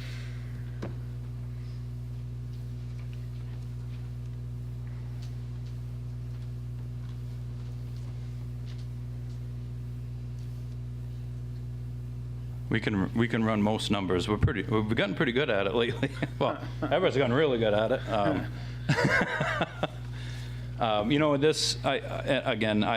I stand up here fully understanding what this means, fully understanding what this means in the decision that you folks have to make, and fully understanding what this means if the decision is made, what it means to the taxpayers of the city of Waterville. That is definitely not lost on me. But this hospital closure is a big deal. It really affects how we operate. It really affects how our partners operate. When by partners, I mean Winslow and Delta. We are all going to feel the effects from this closure. It affects our city. It affects the people who work at Inland. And it really affects the people who go to Inland for their health care. We are starting to see it already. I do truly believe that, looking at our calls, looking at our type of calls, looking at the people that we are dealing with every day, that it is affecting them. And I do believe that this is not going to get any better. Looking across the state, as healthcare continues to decline, I don't think that this situation is going to get any better anytime soon. And that's why I say that we put this proposal together, because I feel like if we wait too long, that I do believe that we need to do this moving forward, because I don't think this situation is going to get worse. As OB centers close, as we just saw today, that there's some more closures at Main General, it's a big deal. We have been dealing with patients lately that they have no health care. They don't know where to find it. And I know that Inland sat up here the other day and painted this story, but I'm here to tell you on the streets, that's not what's happening. We had an elderly gentleman call us 2 Thursdays ago, actually called Patty first, and then she sent him over to us. This gentleman is unhealthy, is losing his primary care physician. Inland, or Main General, not Main General, sorry, Inland gave him a website to go to and said, go find yourself some new health care. Here's where you need to go. And he can't do it. He has 7 days left of his medications, and at the end of those 7 days, he's got nothing left. So we go over there, and I say we, my folks, go over there and help this gentleman navigate the healthcare system and sit down with him and do that. They helped him navigate how to get more meds, because he doesn't have a primary care, and you need that to get your meds. And that is not just that story, that's many stories that are happening around us right now. I feel and I fear that this is very similar to a pandemic, where people's health care is going to deteriorate. And that is a big fear of mine right now. And I think that we're going to see the after effects of this long after this happens. So one bit of data that I would like to see, and it seems like you're after it anyways, the like driver's tone, is that, if that's a proxy for information on when you have stacked calls and at the same time there's another event that's incoming. That's correct. Yeah, so that knowing how frequently that situation where we're at currently or where we've been in the past, having that number, that baseline, I think is going to be important to assessing. That is very correct, yes. Where we're going. So, Yep. yeah. Yep, I do also think so, because that is, I mean, those driver's tones are thrown out when we've stacked our calls up and there's nothing left in the city, or nothing left in our station for services to send out. So we do send out that driver's tone. You know, we do, I promise you, we do everything we can to make sure that third ambulance makes it out on the road, but sometimes there's just not enough manpower in our department to make sure that happens. So just a little procedural question. How do you decide to send out a driver's tone versus a mutual aid call, or are those synchronous, or how does that work? I leave everything up to my battalion chiefs. Yeah. I allow them to run their shift the way that they need. But what it is if we have, 2 ambulances out, we'll try to get a driver's tone to come back so that we can cover our own calls in the city and not bother another city and having to come in and run our calls. Because you have to remember, every time somebody comes into our city and they run a call for us, that's a lost revenue for us also. So we try our best to make sure that we cover those. We also put driver's tones out if we have multiple vehicles out. So say we don't have any fire trucks left in the station because those guys are running calls, we'll put out a driver's tone to backfill the station, basically. Sometimes we'll backfill the station with firefighters, or a couple of them, and no trucks. I mean, we've sat in the station with no vehicles before because they're all out. It's the nature of what we do here in the city of Waterville, because we are that busy right now. But we can definitely get the information that you're looking for. Yes. Okay. Councilor DeBrito. Thank you. I'm just going to move this topic a little bit off. Thank you very much, Steve. But my question is, I just want to know, what percentage are we paying as City of Waterville? What percentage are we paying towards the school? Like, what is our total percentage? How much the city's paying? Yeah. Paying for what? For the school. So we have like the state that pays for the school, and I wanted to know what is our share? Like, what is that percentage?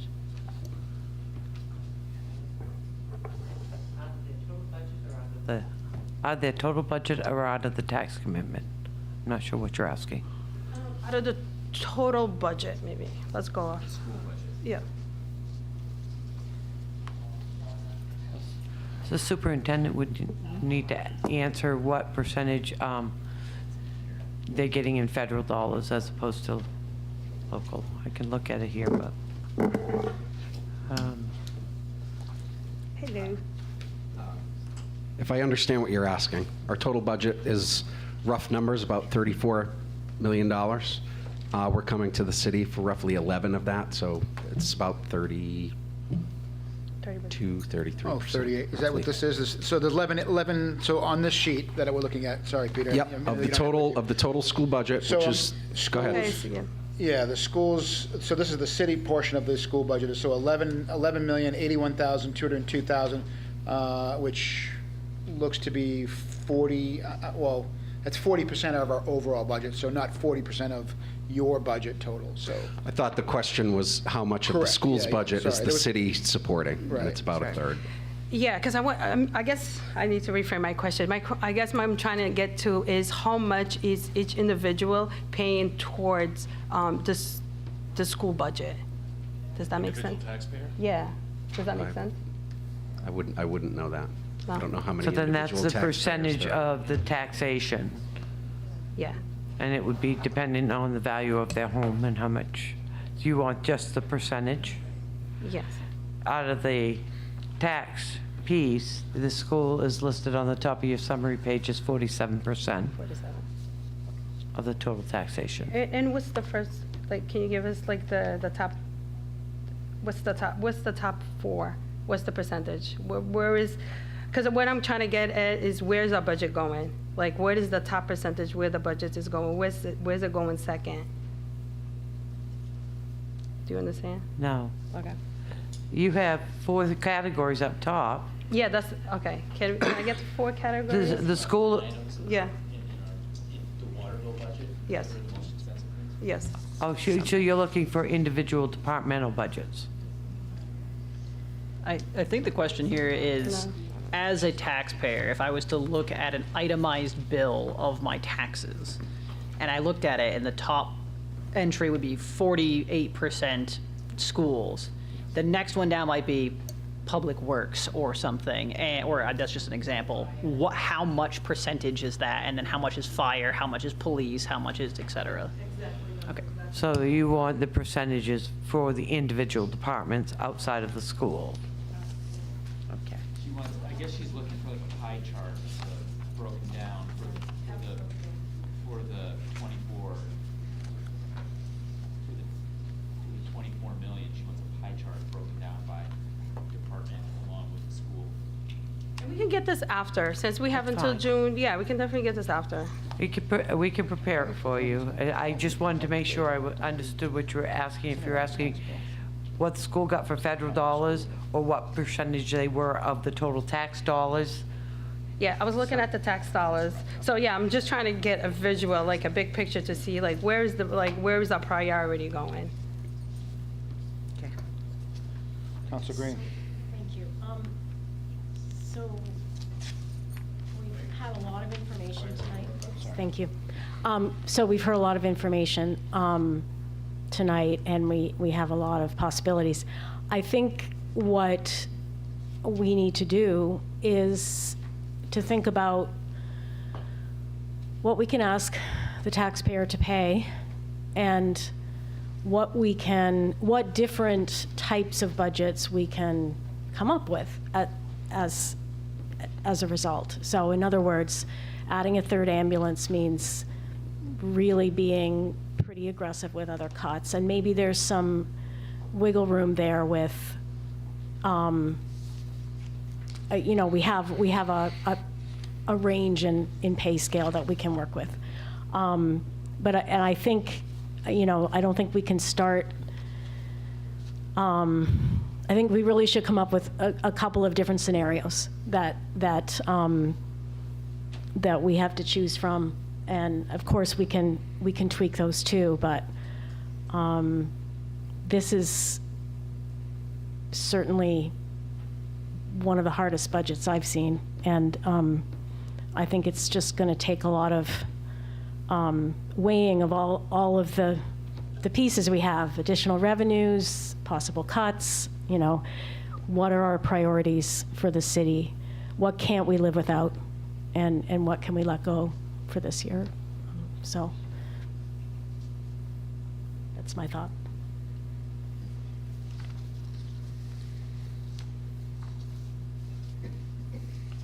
Okay. So if it's the council's goal for us or for you to vote, take the first vote of the budget at the next meeting on the 20th, then either tonight or we would need to add, we could call a special meeting we have to provide some guidance to the administration as to how you want to draft the budget that you want to take a vote on. Now, we can do two things, and we can certainly, because again, with the spreadsheet that we have created here, we could, correct me if I'm wrong, we could create two draft items for the council to vote on. The first one being the third ambulance. Based on that vote, we would just stay with that and then just simply eliminate the second one. We could run two, we could run two and make the decision, how the council wishes to proceed, at the next meeting. And any addition or change that we make to this will affect both of the budgets simultaneously, so we can see that. And then again, if the council wishes to offer direction, to the administration to draft up just simply one budget, but we can draft up two based on the conversations, and we can just make that decision at the next meeting. I mean, right now, we essentially have two budgets, right? We have one without the ambulance and one with the ambulance. Right. I guess I'm proposing we have a third option, which is some compromise there that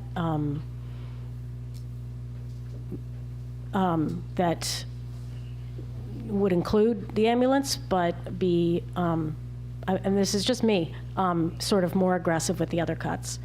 And I think, you know, I don't know exactly how we're going to do that tonight, but I think, you know, if there's some sense from the council the way we want to go, then we could direct administration to come up with a third version.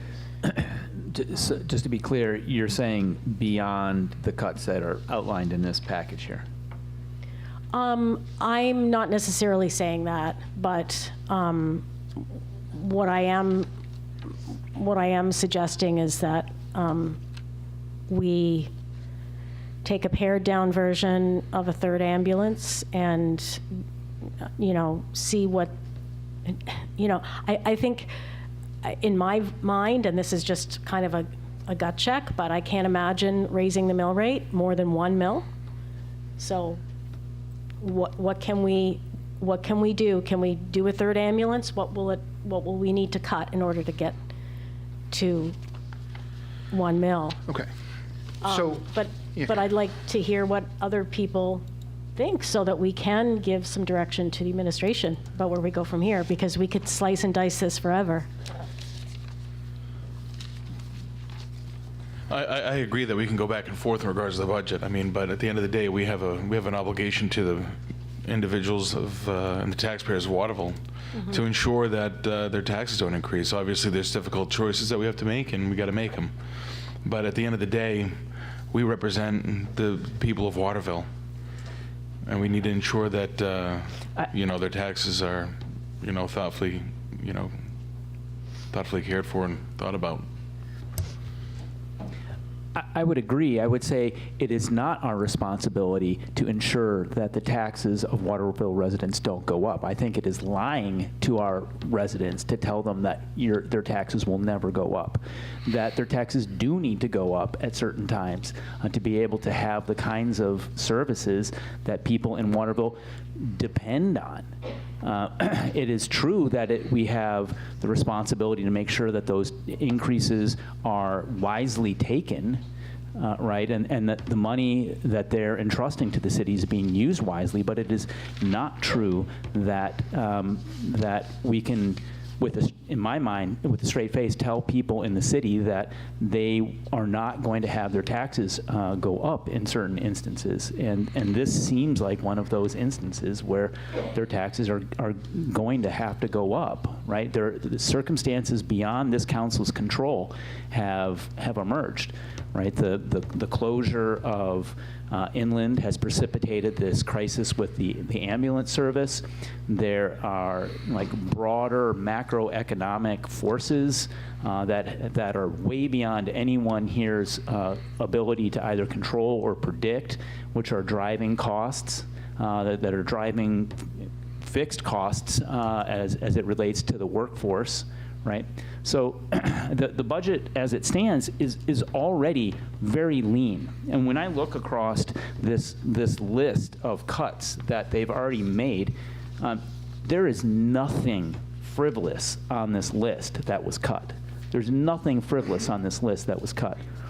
And so it is not fun to have to tell the city of Waterville that there are expenses for Waterville to have like fundamental core services. Like when we're talking about city services, right? The first of the city services are emergency response services, right? There's a lot of things that a city provides, a lot of services a city can provide, but one of the first things that people in a town need are the things that they may not think that they need when they wake up in the morning. It's emergency response. By definition, they're emergencies. You can't predict that they're going to happen, whether they're health emergencies, whether they're some other sort of crisis, some sort of that requires law enforcement, or a natural disaster, et cetera. We live on the banks of a giant river. Okay, so to Counselor Green's point, so what I've done is I have taken every cut that is on the sheet that you have in front of you that was provided to you from Christina. I have added all of the totals, so the total outstanding for waiting for these departments, the potential savings of $55,000, remove, reduce, or leave alone. Those were 3 amounts, and then the increase in revenue amounts, the $1140 and $35,000. I've keyed those all into this spreadsheet, and this is what that would look like with no ambulance and with the third ambulance. So you would see if we didn't go with the third ambulance, we would go from a 3.4% change or a mill rate of 0.64 to 2.7% increase and a 0.51% mill rate. If we added the third ambulance, it would go from 7.17% or 1.36 and 6.47 to 1.23 with the proposed imprint. So it would be $1.23, and that is inclusive of the adding the $172,000 for the non-union wages. If we took that out, that drops you to 109 with the third ambulance and 37-cent increase without the third ambulance proposal. Is that what you're talking about? Mayor, Yes. if I may. You may. So on these proposed cuts, there's the 75,676 that was put into the numbers on the summary for the 3.4%. Then there's this waiting for these departments stuff. Correct. And that's 52,500. Yep. And is that what this? So the only number, I know what you're going to ask, so the only number on the top, this top line, right, this 24,105,138 Yeah. is inclusive of the cuts that is in on the very first page, or this ends in the second page, right? So Right anything here. so the waiting for the departments is not inclusive in that number. When I add them in, this goes to the second line, okay? And Yeah. this is for the proposed with changes. Yeah. I got it. yeah. But I want to understand what the second line actually is. Does the second line reflect the 52,500, or does the second line also? Which 55?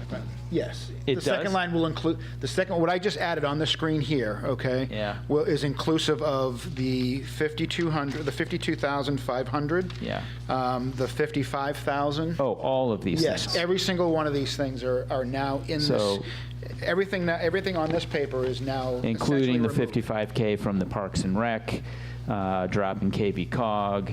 Correct. Dropping the operator position for Public Works.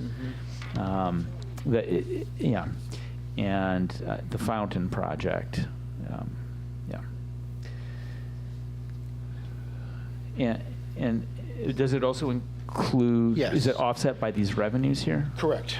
Okay, I got you. Which would mean, so just as we talk about that, right, one of the revenues that we're adding in here is a code enforcement increase, an estimate of about $35,000. That was, Dan did present a few options when he gave his budget overview about updating some of the fees. So that would be inclusive of the council adopting a change in the fee structure for code enforcement. So if we were to adopt this entire package here, Yes.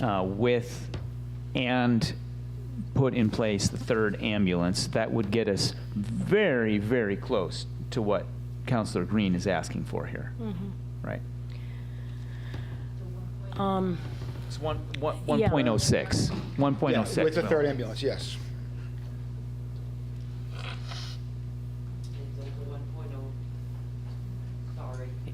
It went to 1.09 when we add the 5% in. That's why it looks a little different. Oh, It was the one- COLA for the non-union. It yeah. was the Yeah, if 1.06, you but wanna they add- added If you the, want to add the COLA or anything other than that, we can certainly do that. And we can see the change if you want to see that. So- And does this include the full amount of the labor estimation for the fire, the ambulance? Yeah. Additional fire personnel? Yeah. So if we could take a median number there, and that would further reduce it, right? Yeah. Chief's here, but I believe that he said he figured it based upon paramedics on the top level. Is that correct? That's right. Yeah, he said that. I think the number he quoted was, his liberal number was about 100 grand or something like that, maybe. So if But you he doesn't based wanna it on commit the to anything, of medium, course. you could shave some of that off, some high, some low. Yeah. Right, and it would be great to have a number that actually is based on your estimation, but to factor into this third scenario. Yeah, but This would be the highest that it would be, right? Like, if chief has the ability to hire 8 paramedics at the highest level, he's probably going to. You know what I mean? Like, but I mean, like, that's what I'm saying. Like, you know what I mean? Like, Okay. you don't know who's going to apply. Like, He's just not going to give us anything. This is but- a compromise, right? Yeah. This is, Well, with the this- sure. yeah. But it's the market, it's the job market that Oh, determines who okay. he's able to hire, right? I mean, Well, I'm asking for not the highest amount. As you said, that's probably unrealistic anyway. It's unrealistic anyways. I mean, asking that for a is the realistic highest number. amount at a 20-year veteran paramedic, firefighter, 1 and 2. I mean, So since we're dreaming here, let's look at what that number would be. That would be more in the middle. yeah. So I can tell you out of the 19 that applied last time, we had no firefighter, 1 and 2 paramedic, 20-year vets. I can tell you that much out of 19. Yeah. So, you know. Right, and so- I understand the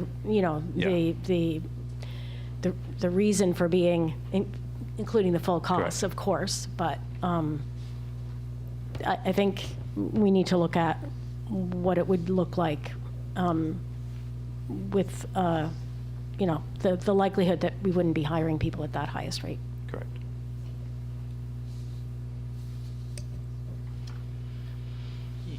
you had said you estimated that would be about $100,000. I know you don't yeah. want to be quoted and held to a number, but that if you were to guess. That would be my best guess, but I mean, we can run a bunch of different scenarios. I can sit down with Bobby Joe, and we definitely can do that. Yeah. Okay. Yep. Cornell, you had a question? A couple of things. Chief, the 863, given the lag time that it takes to put 8 people on board, if the implementation date was October 1, could we drop that down to 600-ish? I mean, I could definitely look at, what that costs per month and run that number for you. I don't mind doing that, but yes, like we spoke about the other day, it takes us a while to put people on the department. So by the time we run an entire process, which takes a while, by the time we actually make job offers, and I always tell people this when we make them a job offer, do not give your 2-week notice, because we have to run background checks. We have to send you and have, we have to go see our psychiatrist, which to even make an appointment takes some time. And then we have to do the physical agility, we have to do all that stuff. I think our last hire, and correct me if I'm wrong, was probably at least a month and a half to 2 months before they even had all that stuff ready to go and then gave their 2-week notice in, because it does take a while to unload people for sure. And I'll be upfront and honest with you, it might not hurt us if we stepped it a little bit anyways, because having 8 people come in all at once, because what we do when we do a training, when we bring somebody new on, they come on for 3 straight weeks and they train every day, 5 days a week. That's their 42 hours. I don't know if I could handle 8 of them every single day and run calls. That's probably not going to happen. So we might have to step, maybe say 4 here and 4 there, and then unload them slowly. Would probably be the smartest thing to do, just so I don't overtax what we're already doing. But yes, I would say that that would definitely cut some money out if we did it that way also. How does it work if you only, like, we're hiring 8 because we have 4 shifts, we need 2 people per shift. What if you only get 6 applicants and 4 of them are qualified to do the job, like, how does 4 people into your organization, what do you do with them at that point? Because now you're talking, you need one person Right. to run the ambulance, like, so if you only got 4, Right off the bat. That's who applied. Yep. Like, how do you integrate a 4 addition Yep. to So your EMS staff? they obviously go directly onto an ambulance, and then people step up and they get to do the new jobs, which is probably being a fire truck. And what we would have to do is wait until we have that other 4 people come on before we can start running that 3rd ambulance full-time. Now, we could move things around every day and hope that it works, but you need 2 people to run an ambulance, so we'd put them in a fire truck and use them as a first response unit or whatever we can do until we get the other 4 people. I am optimistic that we have a heck of a department, and looking at what we had apply last time, and I do know that there are 4 other ones that if I called them today, they'd step on because they haven't gotten a job yet. They want to be with Waterville. So I think 4 is going to be easy. 8's going to be tough. But I'm very optimistic on what we've been doing lately and how many people have been applying for our jobs in the city of Waterville. But if these people were hired at a paramedic level, you wouldn't put them on a fire truck until we got another paramedic or another person to run that shift, right? Like if you hire 4 paramedics, just, again, we're just talking right now, right? So all you get is 4 people, they're all paramedics. Yep. But they can't run an ambulance with the 1 paramedic, but you just said, well, we'll elevate people off of the truck to, fill, and have the new people be firefighters, but if they're hired if they're paramedics, we're not going to have paramedics. No, those all, when you get hired at the Waterville Fire, in like every fire department, you start out on the ambulance. So they would automatically go and start running on the ambulance. And then people have the ability to bid off the ambulances and go on a fire truck, which was where most of them want to be in the fire service world. So they would automatically go to an ambulance. If we were to hire, 4, we'd start them out there. People would bump up. We'd have probably somebody extra in an engine, which would be an amazing thing. Most departments have more than 1 firefighter in a fire truck, but we only have 1. So that would be amazing. That would be helpful. But then if we were to hire 4 more and get those 8, then we would automatically bump everybody down. They'd have to go and start out in that ambulance, and we'd put on that 3rd ambulance. Again, being very optimistic that I'm hoping that we would have 8 qualified people.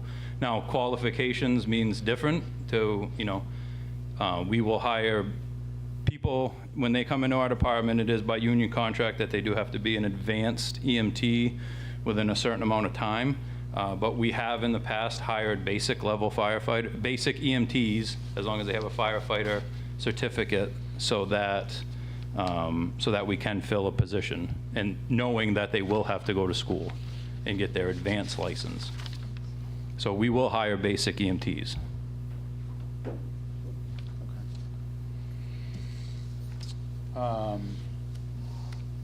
Yes. Yes. Pulling the numbers from what was submitted, the difference between the 2 budgets for the additional 3rd shift was about $962,281. That was added on top of the original budget for the 3rd ambulance to be included. If you divide that out by 12 months, it comes to about $80,200 a month. So if you were to stagger it till October, you take that times 8, it would drop it to $651,000 from the 962, and that's still at the higher rate of paramedics across the board. So if that gives you some sense of how it moves per month. All right. So as the council, kind of debates just this cut list, one of the things I do, he is here tonight, I do want him to come and speak about it, is Matt, with regard to the equipment operator position. And again, just, it's on the list, so I understand, if memory serves, this is a position we've had for it's just been unfilled for a while. That's right.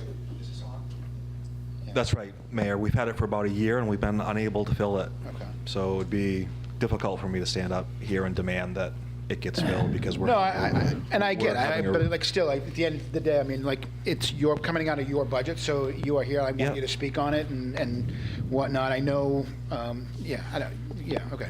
Well, we have the ability to move people around. Our mechanics are required to have their CDL. A couple of our parks employees are also required, so we do have the ability to move people around. I would just expect that when and if positions get added back into the budget, it should be one of the first ones to consider since it was added and removed before we were able to fill it. Right. So yeah.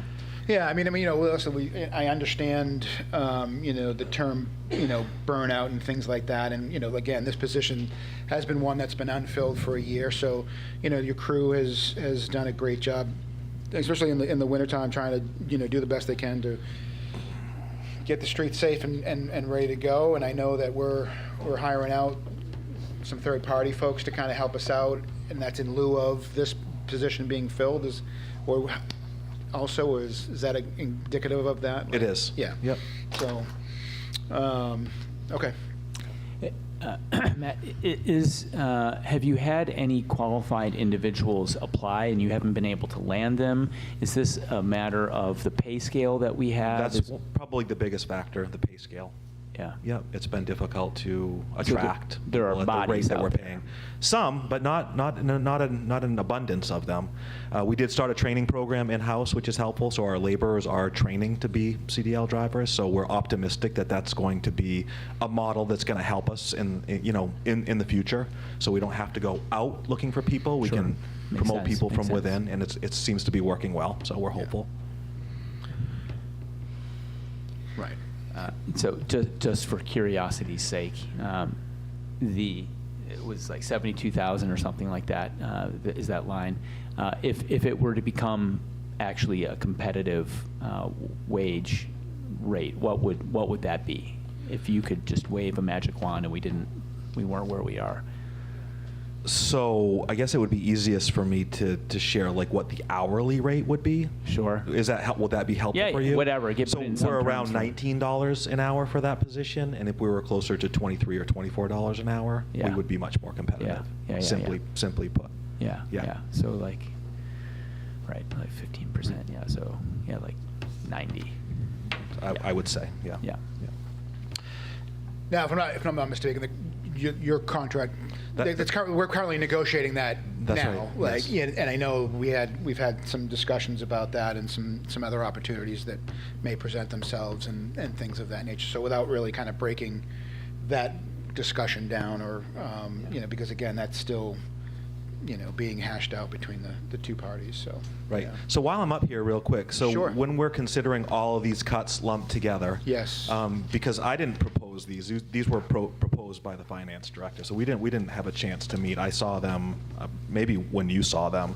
So does it include the swimming pool subsidy and the recreation program subsidy? I'm understanding that it does, or not. That's what it looks Okay. like. Okay. So yes. Those are wait a there minute. because I No. proposed that they be funded in an alternate manner Yeah. Correct. with funds that are available. They're not proposed to be unfunded. Correct. As I said at the beginning, what went on the list were talking points to get started, and based upon maybe other available resources available for training funds, specialized funds, reserve accounts, that could fund some of these things. So it was very important to me to send it out to the departments and get feedback. But we're not in any way proposing not to fund those programs. Gotcha. Okay, very good. Yeah.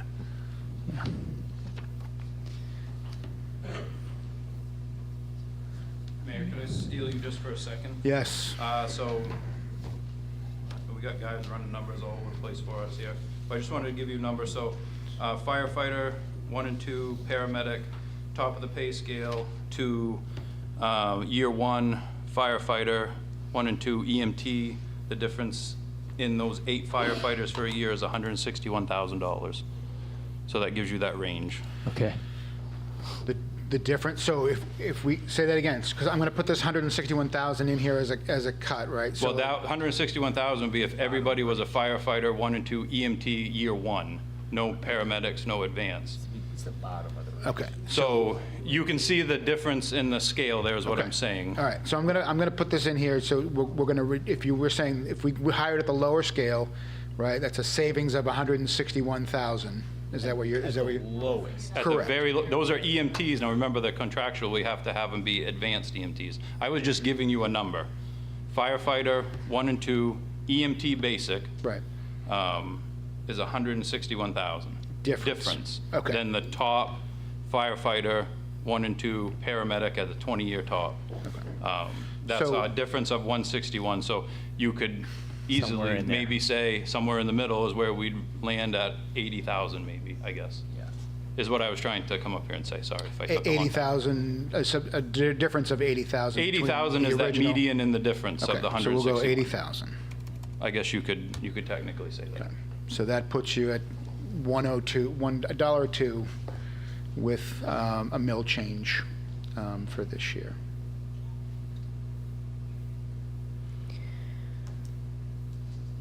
With the third ambulance, and that is without any COLA, so. if Yeah, there's a- but the COLA would add a, what, .03 or something like that, I think she said. Is that right? But The 5% non-union COLA, yeah. so what is the COLA that was in the budget? Is it 3? Yeah, okay. Work, especially all the cuts, I mean, all the stuff that we want to cut, it's just putting more work on the people that work for Waterville, and not to go up to the 5% is, that's tough. Yeah, I agree with Councilor DeBerto. I think that that's a minor adjustment to make for the people that do those jobs. I think we should at least be exploring it in our spreadsheet. Okay, so we'll add, you want to add the 5% back. So that's 172, 121.68. Okay. So, I think these ladies are right back here would actually be 2%, right? But you already put in 3. Three's built into the budget. Yeah, it wouldn't be a full 5%. No, that's a difference. this is, yeah. This is to us to get to 70. I think it's this, I think this is the number though. We can figure that out because I think on this spreadsheet, it's this green number is the difference between what they're getting and what to go to 5%. Like I think the top, so can we look at this spreadsheet just to make sure that the numbers that we're talking about here. So if the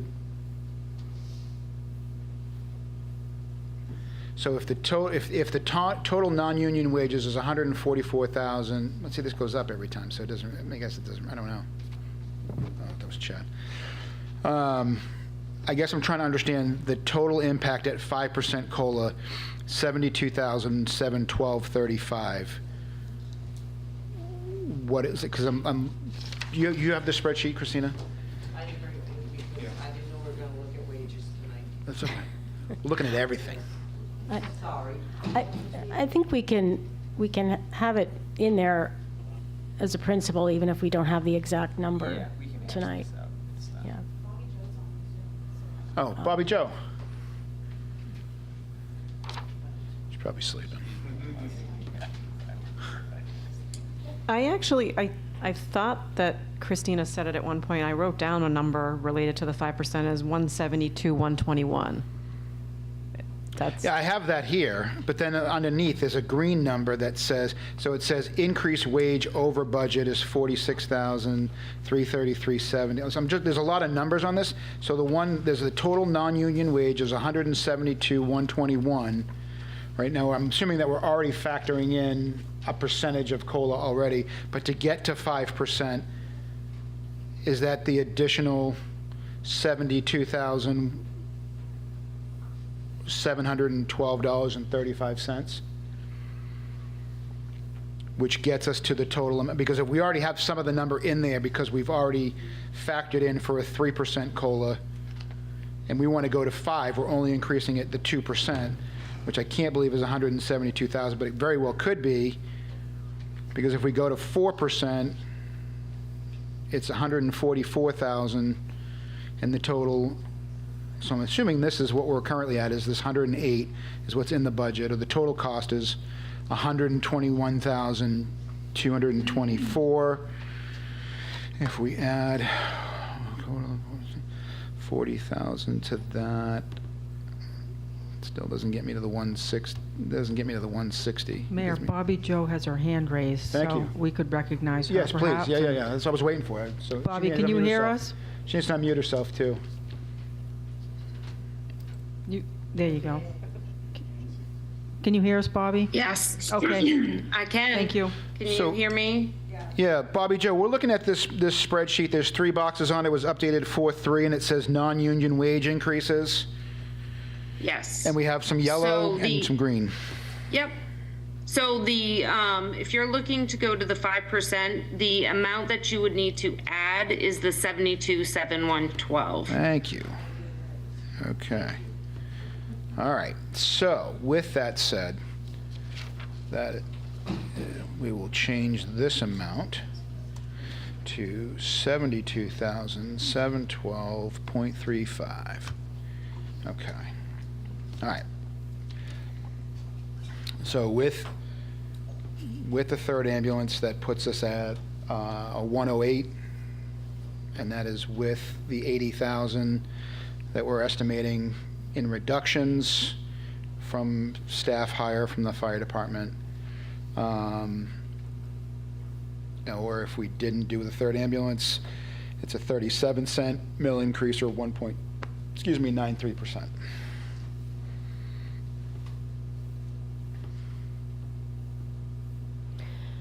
And is this for 12 months, or is it for 6 months? I don't believe he's adjusted July, August, until September. starting October. Right. So it's Right. 9 months instead of 12 months. So 80,000 is 12 months? She said 80,000 per month. It's 80,200 approximately per month. Okay, sorry. So, okay, you tell me what number to put in here then. So you would be minusing $311,000 approximately from the total And cost. that's inclusive with the lower, I want to make sure we're not pulling out too much and giving this false sense of hope, because we're doing matchbook math here. So So you want me minus the 80 and then divide by 12, or just take? I just want to, with the number that we already took out 80,000 to represent a lower hire. That's 1 month. Oh. Those are just the hires. So if we're talking about those numbers, I thought were at the higher rate of. I understand what you're saying. So I want to make sure that we don't. Multiply your number by 0.75. That'll take out the 3 months she's talking about. Okay. Just multiply it by 0.75. So 80 times 0.75? Whatever your total is, no, that 80 is the amount that you subtract. 962,281 times 0.75. There you go. 982. 962,281 times 0.75. 721,000. 710, 775. And this 900,000, et cetera, numbers, that is going from the middle of the pay scale that we forgot to oh, sorry. That 900 number, that is from the median pay scale? No, that number is just what he originally proposed. Right. For the additional cost to add the third on. Yeah.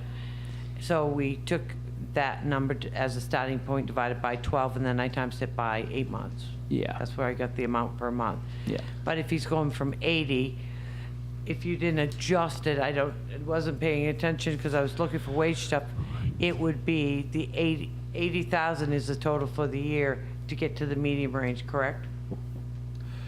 That's the number I was provided, 80,000, because it was 161. 161 gets us Yeah. to about the. Yeah, because it's 160. That's from top to bottom. So we would say 80 is the median in the middle wage. I mean, these are all, So you're going to adjust by maybe $20,000 more I down. mean, these are all rough So numbers instead of 80, anyways like here. 60,000. This, right, we need to agree on the principle of this, which, Yeah, as I'm hearing it, we've got a medium range, a wage range for 9 months. We've got a 5% COLA, so adding the 2% COLA for non-union employees. Anything else? I think, All the cuts? yeah, I think having Christina, like, Yeah. have the time to comb these numbers out correctly. Absolutely. Yeah, and this is, not- again, the purpose of this discussion is to provide the guidance so that they can prepare the summary sheet for the next meeting, so, Yeah, which I will mean- have all of these things, updated and out to the council, and then at that point, Regardless of the exact number, it's going to be a close shave over 1 if we take the full package. correct. Okay. Is everybody comfortable with, I would assume, with all the proposed revenues and the shift of those programs being funded by the other source, as long as it meets the guidelines? If indeed they can, yeah, because I agree with the department head that if we can maintain the recreation program subsidy and the swimming pool subsidy, yeah, Okay. I don't want to lose that stuff. So I agree with all of them. The only one that I'm like a little, because there's rules behind it, is the opiate funding. I know that legislators, they have a lot of rules with how to use those funds. It's pretty much like the opera funds. And so my only thing is, it's the opiate funds, but I guess I'm gonna need to get more information about. We have very specifics, what we can use those for. Currently, 100,000 is placed under the police department. That is our community outreach person who goes down and meets with people, does a wonderful job. The proposal is to put an additional 20,000 of what we have available into his budget for what he's doing down there already, which does meet the guidelines, and then put 20,000 of additional revenues under the fire department, EMS, because they certainly do go out and respond to calls and buy supplies for those, and speak to people about treatments and things while they're out there. So those certainly are qualified expenditures. Currently, we had about 160, I think 164,000 scheduled to use 100,000 for the police department. We're going to get another 20-something thousand in before the year closes, which puts us at 185, 190. So I felt it was safe, and it still leaves a buffer there, and by next year, we'll recoup what goes into the police department. So that's why I recommended it. So my understanding of these OPS funds was to also be utilized on, I mean, we can talk more about the opiate funds. So for now, I'm just going to leave it at that. We can definitely have further conversations about that. Okay. Mr. Mayor, Yes, you included the membership, the fountain TIF, the equipment operator, and the project removal? yes. Because the membership and the fountain TIF, or TIFs, they're not going to affect the tax. And the project removal, what project is that? The project removals are those youth funds that are on the other page. That would be paid with the other funding.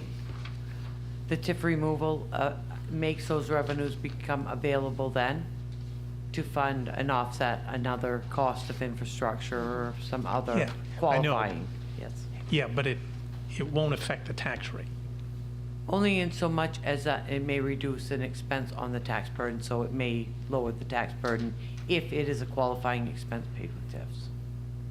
But we'd need to, I guess, identify what that expense is. I just didn't want you to So the KV calculate cog it in membership, the- so you're saying the KV cog membership and the fountain project were funded with TIF? So at that point, okay, that's fine, that's good to know. So that's $69,531 that we would need to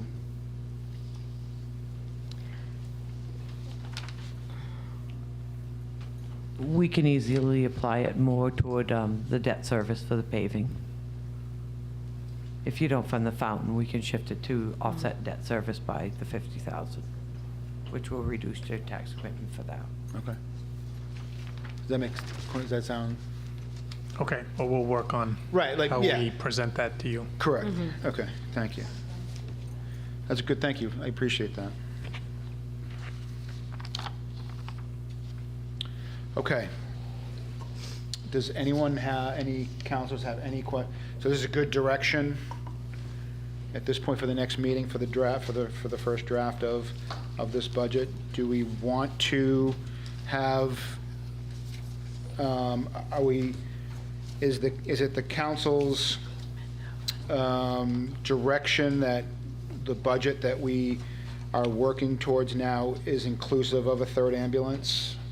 Or do we want administration to create both summaries with the cuts that we've proposed in the addition to the COLA? Or is it the council's direction that we're going to move towards, a third ambulance?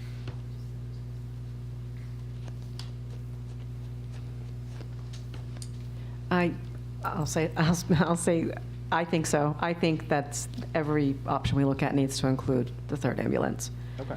Yeah. Based on everything we've heard tonight, everything we've discussed, that's my personal thought.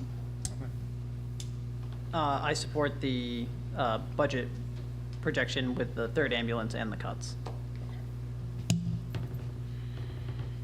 Okay. Sarah, just a note, because over the next meeting or so, can we get Dan to present that again and let's put that on the agenda for the rate increase for the code enforcement fees? Because how the council votes on that will impact this, because this is, I think, the biggest one, right? Like, so I know there were 3 options or 3 or 4 options that you gave us the last time, Dan. So let's bring Dan back as an agenda item to talk about, and let's vote on that. And then that'll solidify what that potential increase in revenue is. So, thank you. All right. With that, then I will say that I think we can close our discussion for our municipal 26 budget. All the department heads, thank you. You're welcome. Thank you very much for your time this evening and input. I appreciate it all. And now let us go into our regularly scheduled meeting and start off with the Pledge of Allegiance. I pledge allegiance to the flag of the United States of America and to the republic for which it stands, one nation, under God, indivisible, with liberty and justice for all. Okay. Any disclosure of conflict of interest for any of the councilors with any of the votes that they will take this evening? Seeing none. First up, we have a presentation. Paula Raymond has been waiting very patiently, but intently taking notes, as she's probably keen on the other items we were talking about anyway. So this is for a summer program for K through 5 in the South End. So Paula, I will turn it over to you. Well, thank you very much. I'm Paula Raymond from Ward 7, and I'm going to share, even though I gave all of you a letter with all of the doodads that we did from a meeting, I'll share only so that everybody in the audience and listening on Zoom can understand what we're here for. Last year, I went to Ken Walsh at the AYCC because I was concerned, not just myself, but those of us in our Center Program and Quality of Life Committee. We were concerned about a group of students, the little people as I call them, that didn't seem to have a place to go to in the summertime. And they're the K through 5 group. So they're the youngest group in our community that get to play outside, go to parks and that sort of thing. And we knew that our 6 to 12 grade students were being taken care of from the teen center. And we were, in a very broad sense, looking at creating a feeder program so that once they left 5th grade and went into 6th grade, they were ready for the K through 12, the 6 through 12, and then also transitioning to the AYCC, because that's our ultimate goal. That's where a lot of activities happen. That's where a lot of learning happens, and a lot of interaction with other people from the city of Waterville in all wards, and even other communities that come in and hang out over there. Ken was gracious enough to have me sit with Chris Johnson and say, let's see what we can do. And they had some good funding that worked out well, and they were willing to share that funding with us so that we could begin that, what I would call a CEDAR program. When I went back to him, and this is my naivety as how things work, I just think they just keep going, but obviously not, especially after listening to tonight. It's sort of an eye-opener for me. And I wanted to say to all of you, take a deep breath. You know, this is an incredible thing for a constituent, a citizen to listen to, and to realize and appreciate the dynamics of what all of you have to go through to build a budget that can work for everybody in the city. And I'm here tonight to ask for funding because they couldn't do it. What I did do with a small group is we did a Zoom meeting. I was away at the time, but I knew at this point that it was crunch time, and so I asked Matt Skane to join us. I asked Christina Johnson from the AYCC, Michelle Prince from the KV CAP, and Jeremy Jones, who is at Faith Church. He's one of the pastors there, and his interest is very much in the South End as well, and he's been doing some projects with us under the center umbrella. And I asked, what could we do? What could we do as a group? What could we financially provide as a group? And all of these professional people at the level that they function here in the city of Waterville really are so gracious to be helping us out over the years. They've just always been there for us whenever we've needed them.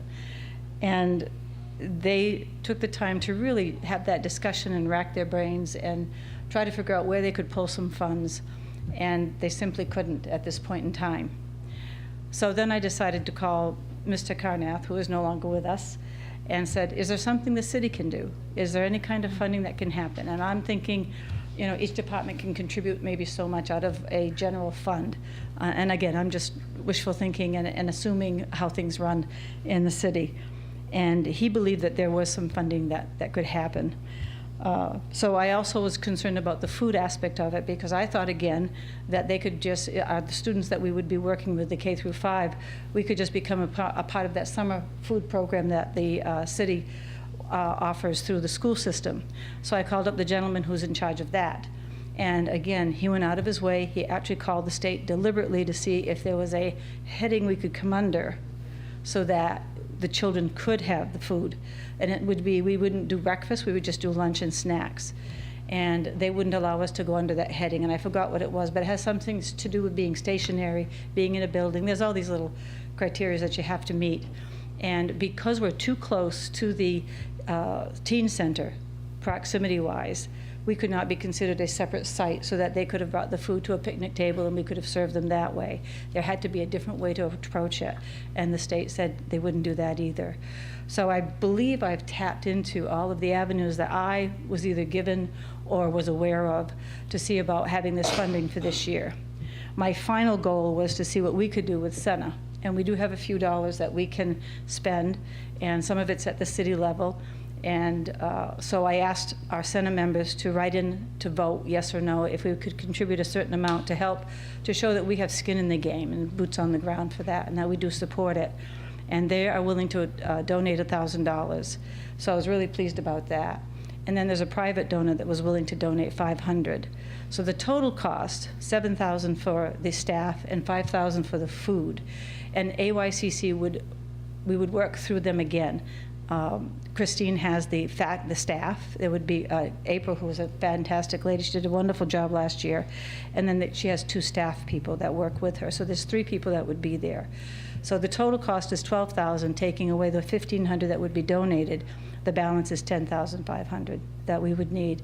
And my final resort is to come to the city and ask, is there a way that that can happen?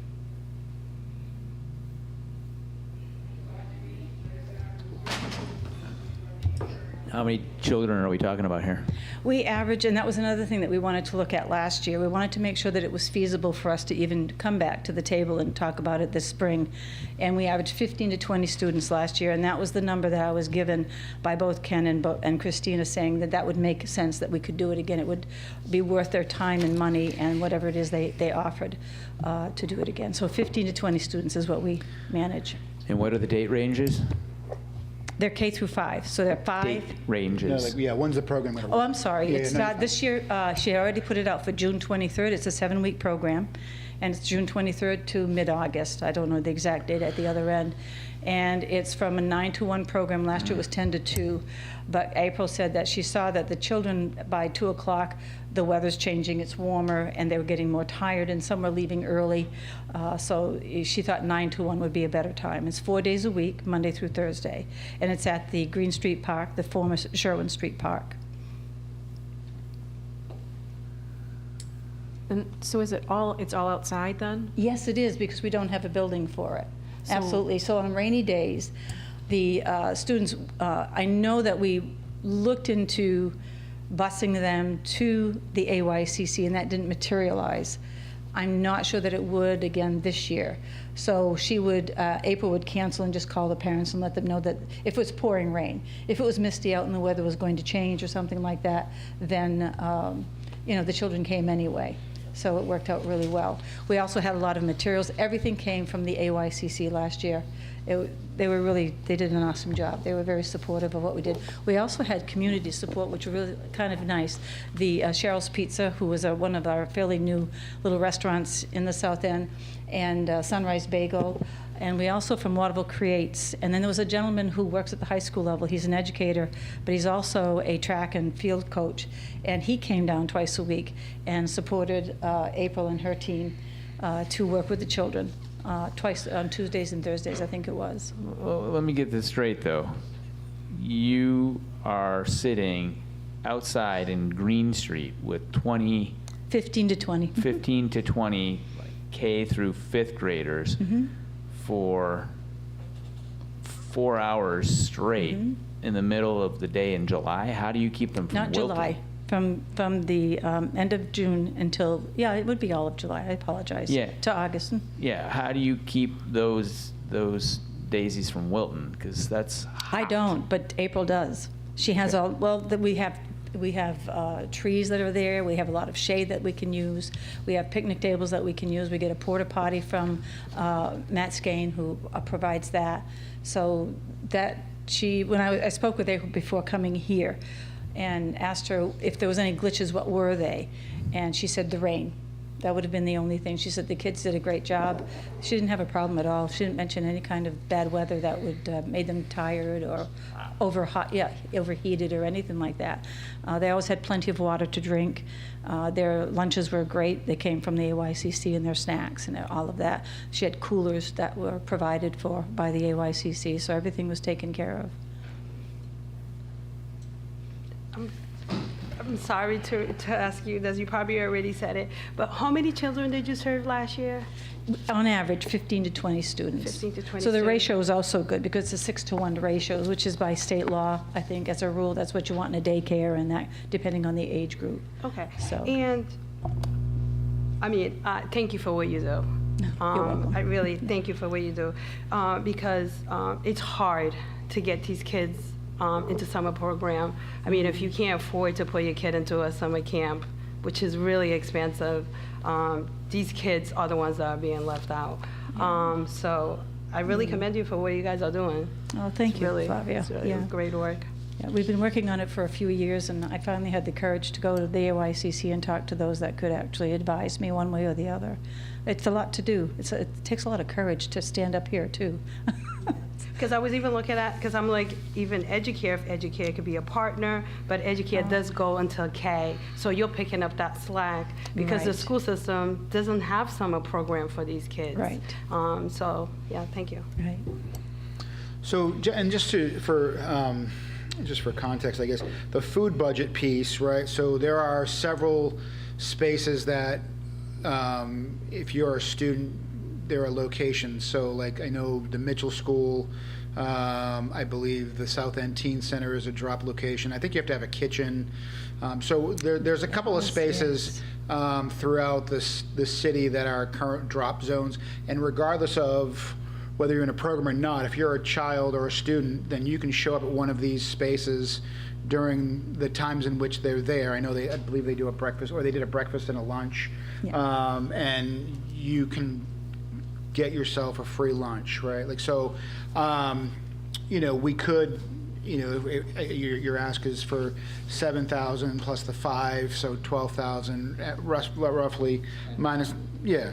So, I mean, and 5 of that budget is for food, but if the children then, as part of just being out and about and walking, like we could walk them, I mean, it's a block or two from Green Street Park to the South End Teen Center, and they could get free lunch as part of that, and we could cut down the budget of $5,000 for food, so. Right. That was brought to my attention by the gentleman who does do the service, and the deal would be that the children would have to walk to there, because I could not go get the food and bring it to the park. They would have to walk. And I asked April how she felt about that, because if you're looking at K children, you're looking at 5 years old. And although when I think of my South End, I say my South, it is my South End. When I think of the neighborhood, you could feasibly come up Sherwin Street Hill, do Summer Street, go down Gold Street, and then King Street's right there, or the back of KV Cap is right there, and then the teen center's right there. So we wouldn't even have to walk Water Street to do it. And April said, Paula, either way, I asked her how she felt about it, because you're taking 15 to 20 students and you're walking them. Or they might be riding their bikes. Some of the children came on their bikes. Once the parents had signed the permission slips, once they'd given the waivers about transportation and that sort of thing, and April had all of that in her hands, children were allowed to come in on their bikes and park them and then stay for that time too. The philosophy is not to refuse anybody. So sometimes it was open to children who might have come 2 or 3 times, and those who came on a regular basis. She serviced whoever showed up that was on the list. So you're right, Michael, that's been talked about. And I was just concerned also because I'm not doing that kind of work anymore. I did that many, many years ago, and I know how little people can be. But April had no problem with it. They'll get a rope, they'll put little things on the end, and the kids will hold on, and you have 3 staff people, 1 on each end and 1 in the middle. And it works quite well. And she was quite comfortable with that. So yes, we could, and John needed to know by the 21st, I think, of May, whether we were going to do that, because then he has to submit at least an estimated number of students extra that he would have to supply for. Yeah, okay. And I think the only thing that would be different is I've not broached that with Christina at the AYCC, who is the head of that department. And so she would have to approve that as well, I believe, to make sure that that's all in place as far as walking them there. Okay. Is it just, excuse me, is it just the 1 staff person with them? 3. There are 3? 3, yeah. Okay. There's, April is the head of that. She's the head counselor, so to speak. And then there are 2 other people that she has with her that are there the whole time. Okay. Yeah, great. That I just thought, just Oh, yeah, like no, you it's said, a the 6 to safety 1 piece of it. ratio, yeah. I'm picturing that walk, and I'm like, that's Yeah. a long ways to go I- for little yeah. ones. Yeah. Yeah. So if that's the case, then actually the 5,000 would be taken care of. You take 1,500 off because of what was volunteered already, and you're down to, do it for me, 5,500? 5,500. Yeah. So it's a lot less then. Okay. Councilor Green? So, yeah, I'm just wondering, is this a request then for the it sort of straddles the two fiscal years, but are you requesting to add this to the budget for next year then? My hope is, now that I'm understanding a little bit better how things work, is that we can work with the AYCC to find a better way to budget for that, but maybe through the AYCC, because I'm not sure that they expected me to come back. I quite honestly, but you know how I am, Rebecca. So, I believe in this I can't market what I don't believe in. And I believe in this program. I believe that we need to have these K through 5 children taken care of in the summer. They need a healthy place to go. They need a positive image in their life. And they get that through the school system 9, 10 months out of the year, and then they don't. And the parents appreciated it, and that's another biggie. They actually, and it's interesting how when you start working with little people, parents start changing a little bit too. Yeah. They become more comfortable with things, and their attitudes change, and they start trusting again. And we're working with a very vulnerable group of people, as everybody knows, if you're familiar with the South End at all. And we're also working with new Mainers, and we had quite a few of those, and that was very interesting, because now the new Mainers are working, the little people are working with those children who aren't, and conversing and understanding each other, and that. So for me, I just believe it's a big deal that we figure out, but I will work harder to find a better way than to come to city and ask you people for money. Yeah, I think it is an important conversation for the city to be having with AYCC or whatever entity is providing this kind of program. Because I do agree that it's really important for young children, especially during the summer. I mean, you know, when school's out, to have that continuity, the recreation piece, the adult role models and peer role models. But yeah, so I would just ask that we think about this sooner and try to find the funding. And there may be other sources outside of the city. I know Right. that there are, so. Yeah, yeah. So again, I'm coming to you because I feel I've done my due diligence as far as looking for avenues that I thought would be there, and they aren't, and that's okay. You know, it happens. I should have started sooner, and now I know better, so. Yeah, and we might want to look at a similar program in the North End in other neighborhoods where there's a need. I don't know if that's a need Right. in the North End, but Yeah. And I feel bad think because that- I know there is as well, Yeah. but you can't be all things to all people, and you can't spread yourself out too thin. And so I feel, I believe we had a few from when they heard of it, because it wasn't just selective to the South End.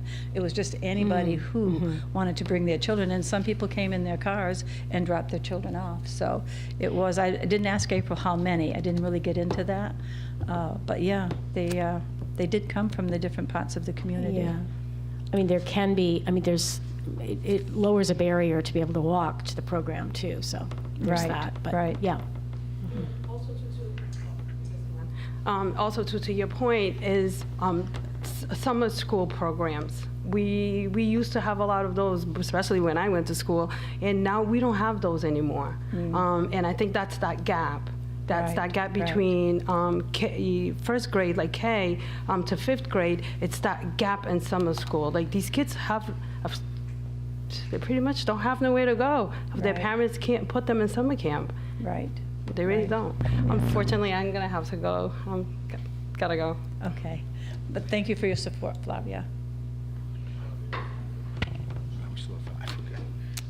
So that's my story, and I'm sticking to it. All right, well, thank you very much. I appreciate that. I think this is a fantastic program, and I appreciate you getting it started and bringing it to our attention, and I am... I have a due date with Christina, because everybody, and I have a due date with John as well.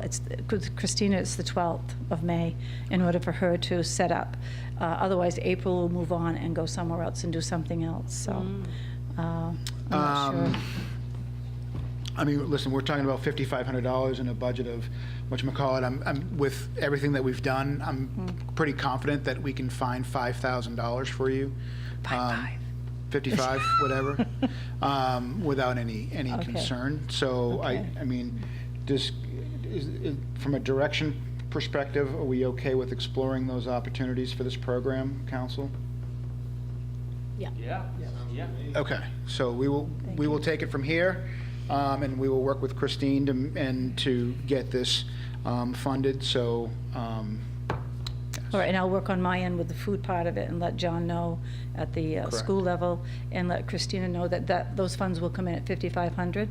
Yeah. It's safe to say that to her, because I will write to her If and let her that's know. the number that you're asking for, then that's the number that we'll Right, because try the to other get you. Yes. 1,500's taken care of. Yes, That's okay. done. Okay. And the 5,000, provided Christina's in okay with us doing the walking the children, Okay. then that should be all set as well. Okay.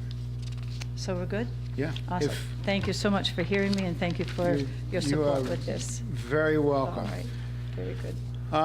Okay, next on our agenda is the city manager report, day 2. I don't know if you have one to present, but certainly if Well, there's thank you, anything Mr. that you Mayor. want to talk about, I please. don't have a lot to report, this Sure. being my second day. You're right. But I have been meeting a lot with a lot of staff.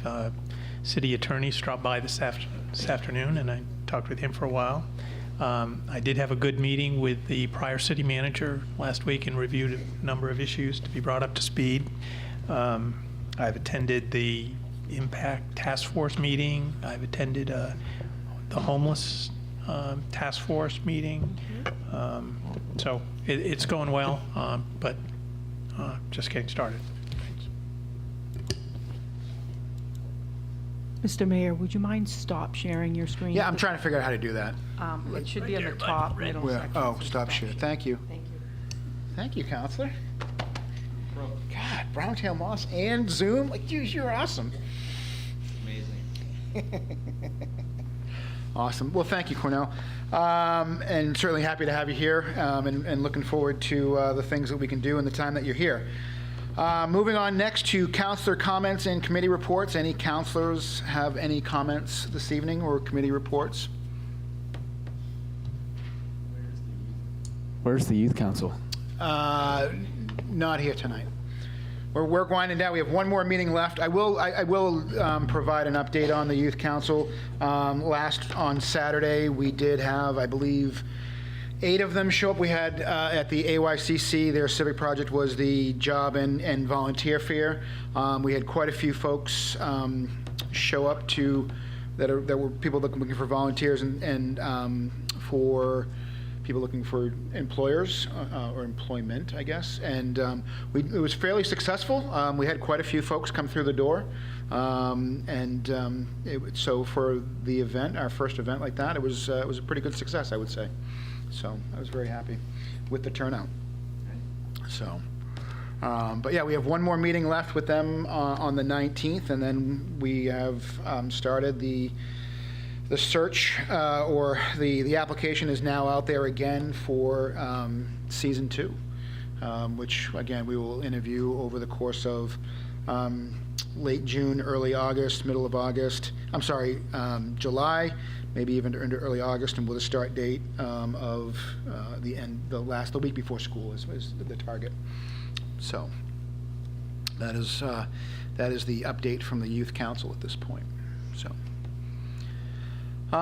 Anyone here for public comment? Seeing none, can I get a motion for the consent agenda? So moved. Second. All those in favor? And can I also get a motion to read by title only? Motion to read by title only. Second. All those in favor? All right, thank you very much. Moving on to old business, Order 95-2025.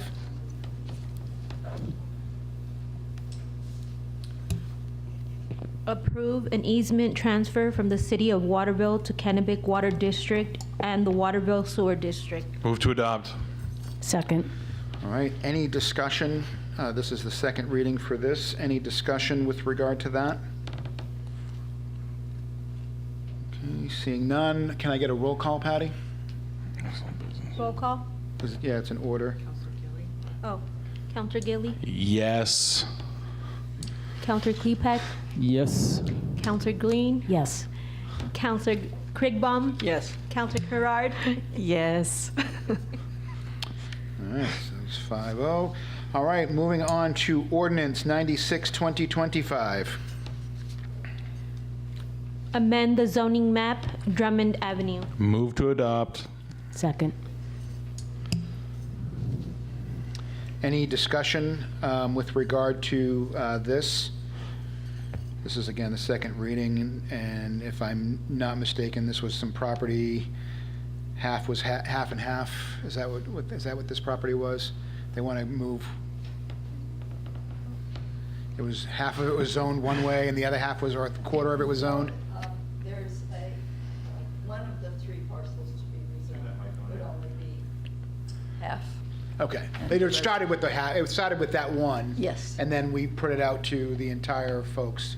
And then, yeah, okay, perfect. All right. Any other counselor comments? Seeing none, can I get a roll call with that one, please? Okay. Counselor Gilly, Yes. Counselor Klepak, Yep. Counselor Green, Yes. Counselor Kriegbaum, Yep. Counselor Herart. Yes. Okay, thank you. Moving on to ordinance 97, 2025. Amend the zoning ordinance, add truck parking facilities to the airport industrial zone. Move to adopt. Second. Okay, this is a second reading. Again, this was updating the zoning for this particular parcel to include truck parking facilities, as we have someone that is looking to do a business there for that purpose. Any other counselor comment? Seeing none, can I get a roll call, please? Counselor Gilly, Yes. Counselor Klepak, Yep. Counselor Green, Yes. Counselor Kriegbaum. Yes. Counselor Herard. Yes. Quick question. Yes. Quick question. Did you skip the resolution 98, 2025? You're talking about the forfeitures? Yeah. Yeah, I thought so. No. That's part of the consent agenda. Yeah. That's 100. Okay, thank you. I wasn't sure. No, that's fine. No, thank you. Figured there was. 98, 2025 is new business for the appointment of new counselors, which we are on to now. So resolution. So moving on to resolution 98, 2025. And I will say appointment of city councilors to the Finance Committee and Waterville Youth Council. You're welcome. Move to adopt. Second. Second.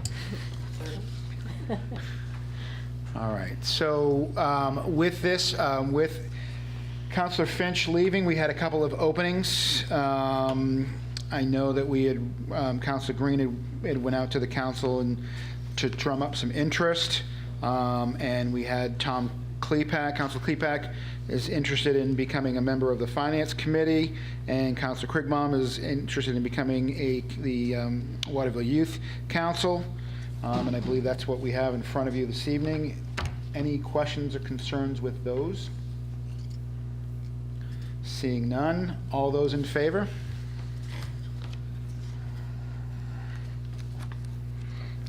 All right, thank you very much. Moving on to Order 99, 2025. Approve the second amendment to the Airport Park Municipal Development and Tax Increment Financing District Development Program. Move to adopt. Second. Any counselor discussion or comment with regard to Order 99, 2025? Okay, seeing none, all those in favor? All right.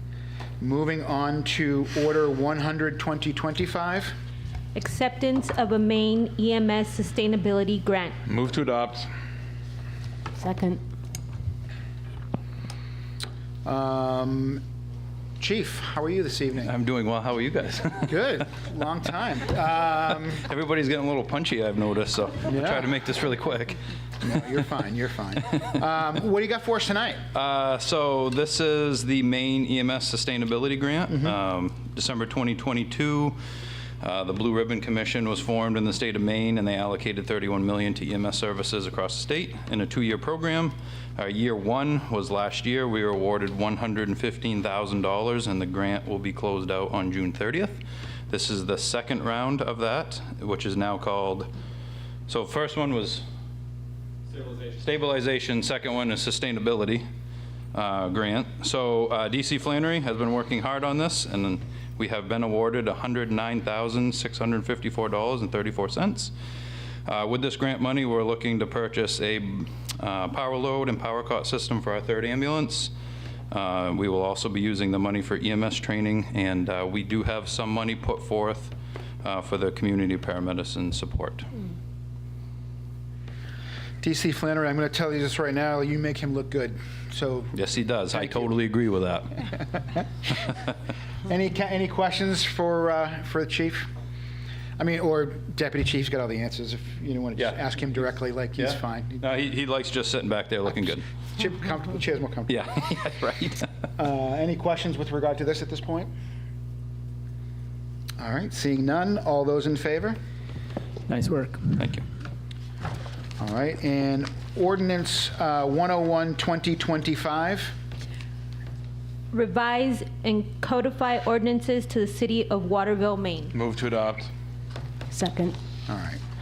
Patty, you want to give us just a quick overview of what this is? I know this is some annual work that we do, or whatever. Yes, thank you, Mayor. Actually, this is the final step in a years-long process of codifying our ordinances. So the first phase was transferring our ordinances from a manual, in-house system to a professional codification system, and it put our ordinances online. The second phase of that was a legal analysis of all of our codes, taking all of our existing codes and comparing them to state statutes and federal laws, and doing those comparisons and adding definitions and clarifications and changing references that were incorrect and that sort of thing. So this is the final phase in the project. It's been a little delayed due to my lack of oversight during last year. During the presidential election, I kind of lost sight of this. And so now I'm kind of regrouping, and this is the last push to get it done. So I have reviewed this with the affected departments. No concerns with any of it, so this will put the cherry on top of this project. Okay. All right. Any questions? Yes. In the second phase of the review, how out of synchrony were our codes with state and federal statutes, et cetera? I wouldn't say terribly out of sync. The document that was provided in the packet detailed all the changes. We have a very extensive code package. So this was just a lot of cleanup when references changed to the Department of Agriculture as opposed to a different name department, that sort of thing. A lot of that cleanup was what we saw, and additional definitions that were included in state statute that changed over time were not in our ordinance, so those were added. So I would say it was pretty, not substantive changes, but just a lot of cleanup. And then a follow-up to that is, we're trying to reference a moving landscape. How does this? How do we maintain the sort of clean house that you've organized for the city? What's the sort of perpetuity plan? That's a really good question, and I haven't really thought beyond this phase. Once we get this implemented, we could certainly approach the code company and see if we do a periodic review of the ordinances. I think that recodifying after you do, we do a lot of ordinance changes here in the city, so we're kind of consistently changing our ordinances. So at some point in time, whether it's 3 years, 5 years, at that mark, that's an opportunity to recodify again and start from scratch, so you don't have a bunch of supplements to the ordinance to try to keep track of. And at that time, we could consider doing another legal review. And then my last question is, this process that we're undertaking, this is, at this point, standard procedure for municipalities for that are similar to Waterville, or are we unique, or in a small cohort? How do we, what's the standard in the industry? I would say that we're now meeting the standard of the industry, doing the ordinances in-house for a period of about 16 to 17 years. Have a lot of staff turnover and a lot of different management styles. I think I didn't have full confidence that we were really tracking those adequately. Also, having the ordinances online in a searchable format is really helpful, not only for myself, but members of the public. So I think we're now finally at a stage where we're at the level that we should be for a community our size. All right. Any other questions or comments with regard to Ordinance 101, 2025? Seeing none, all those in favor? All All right, thank you.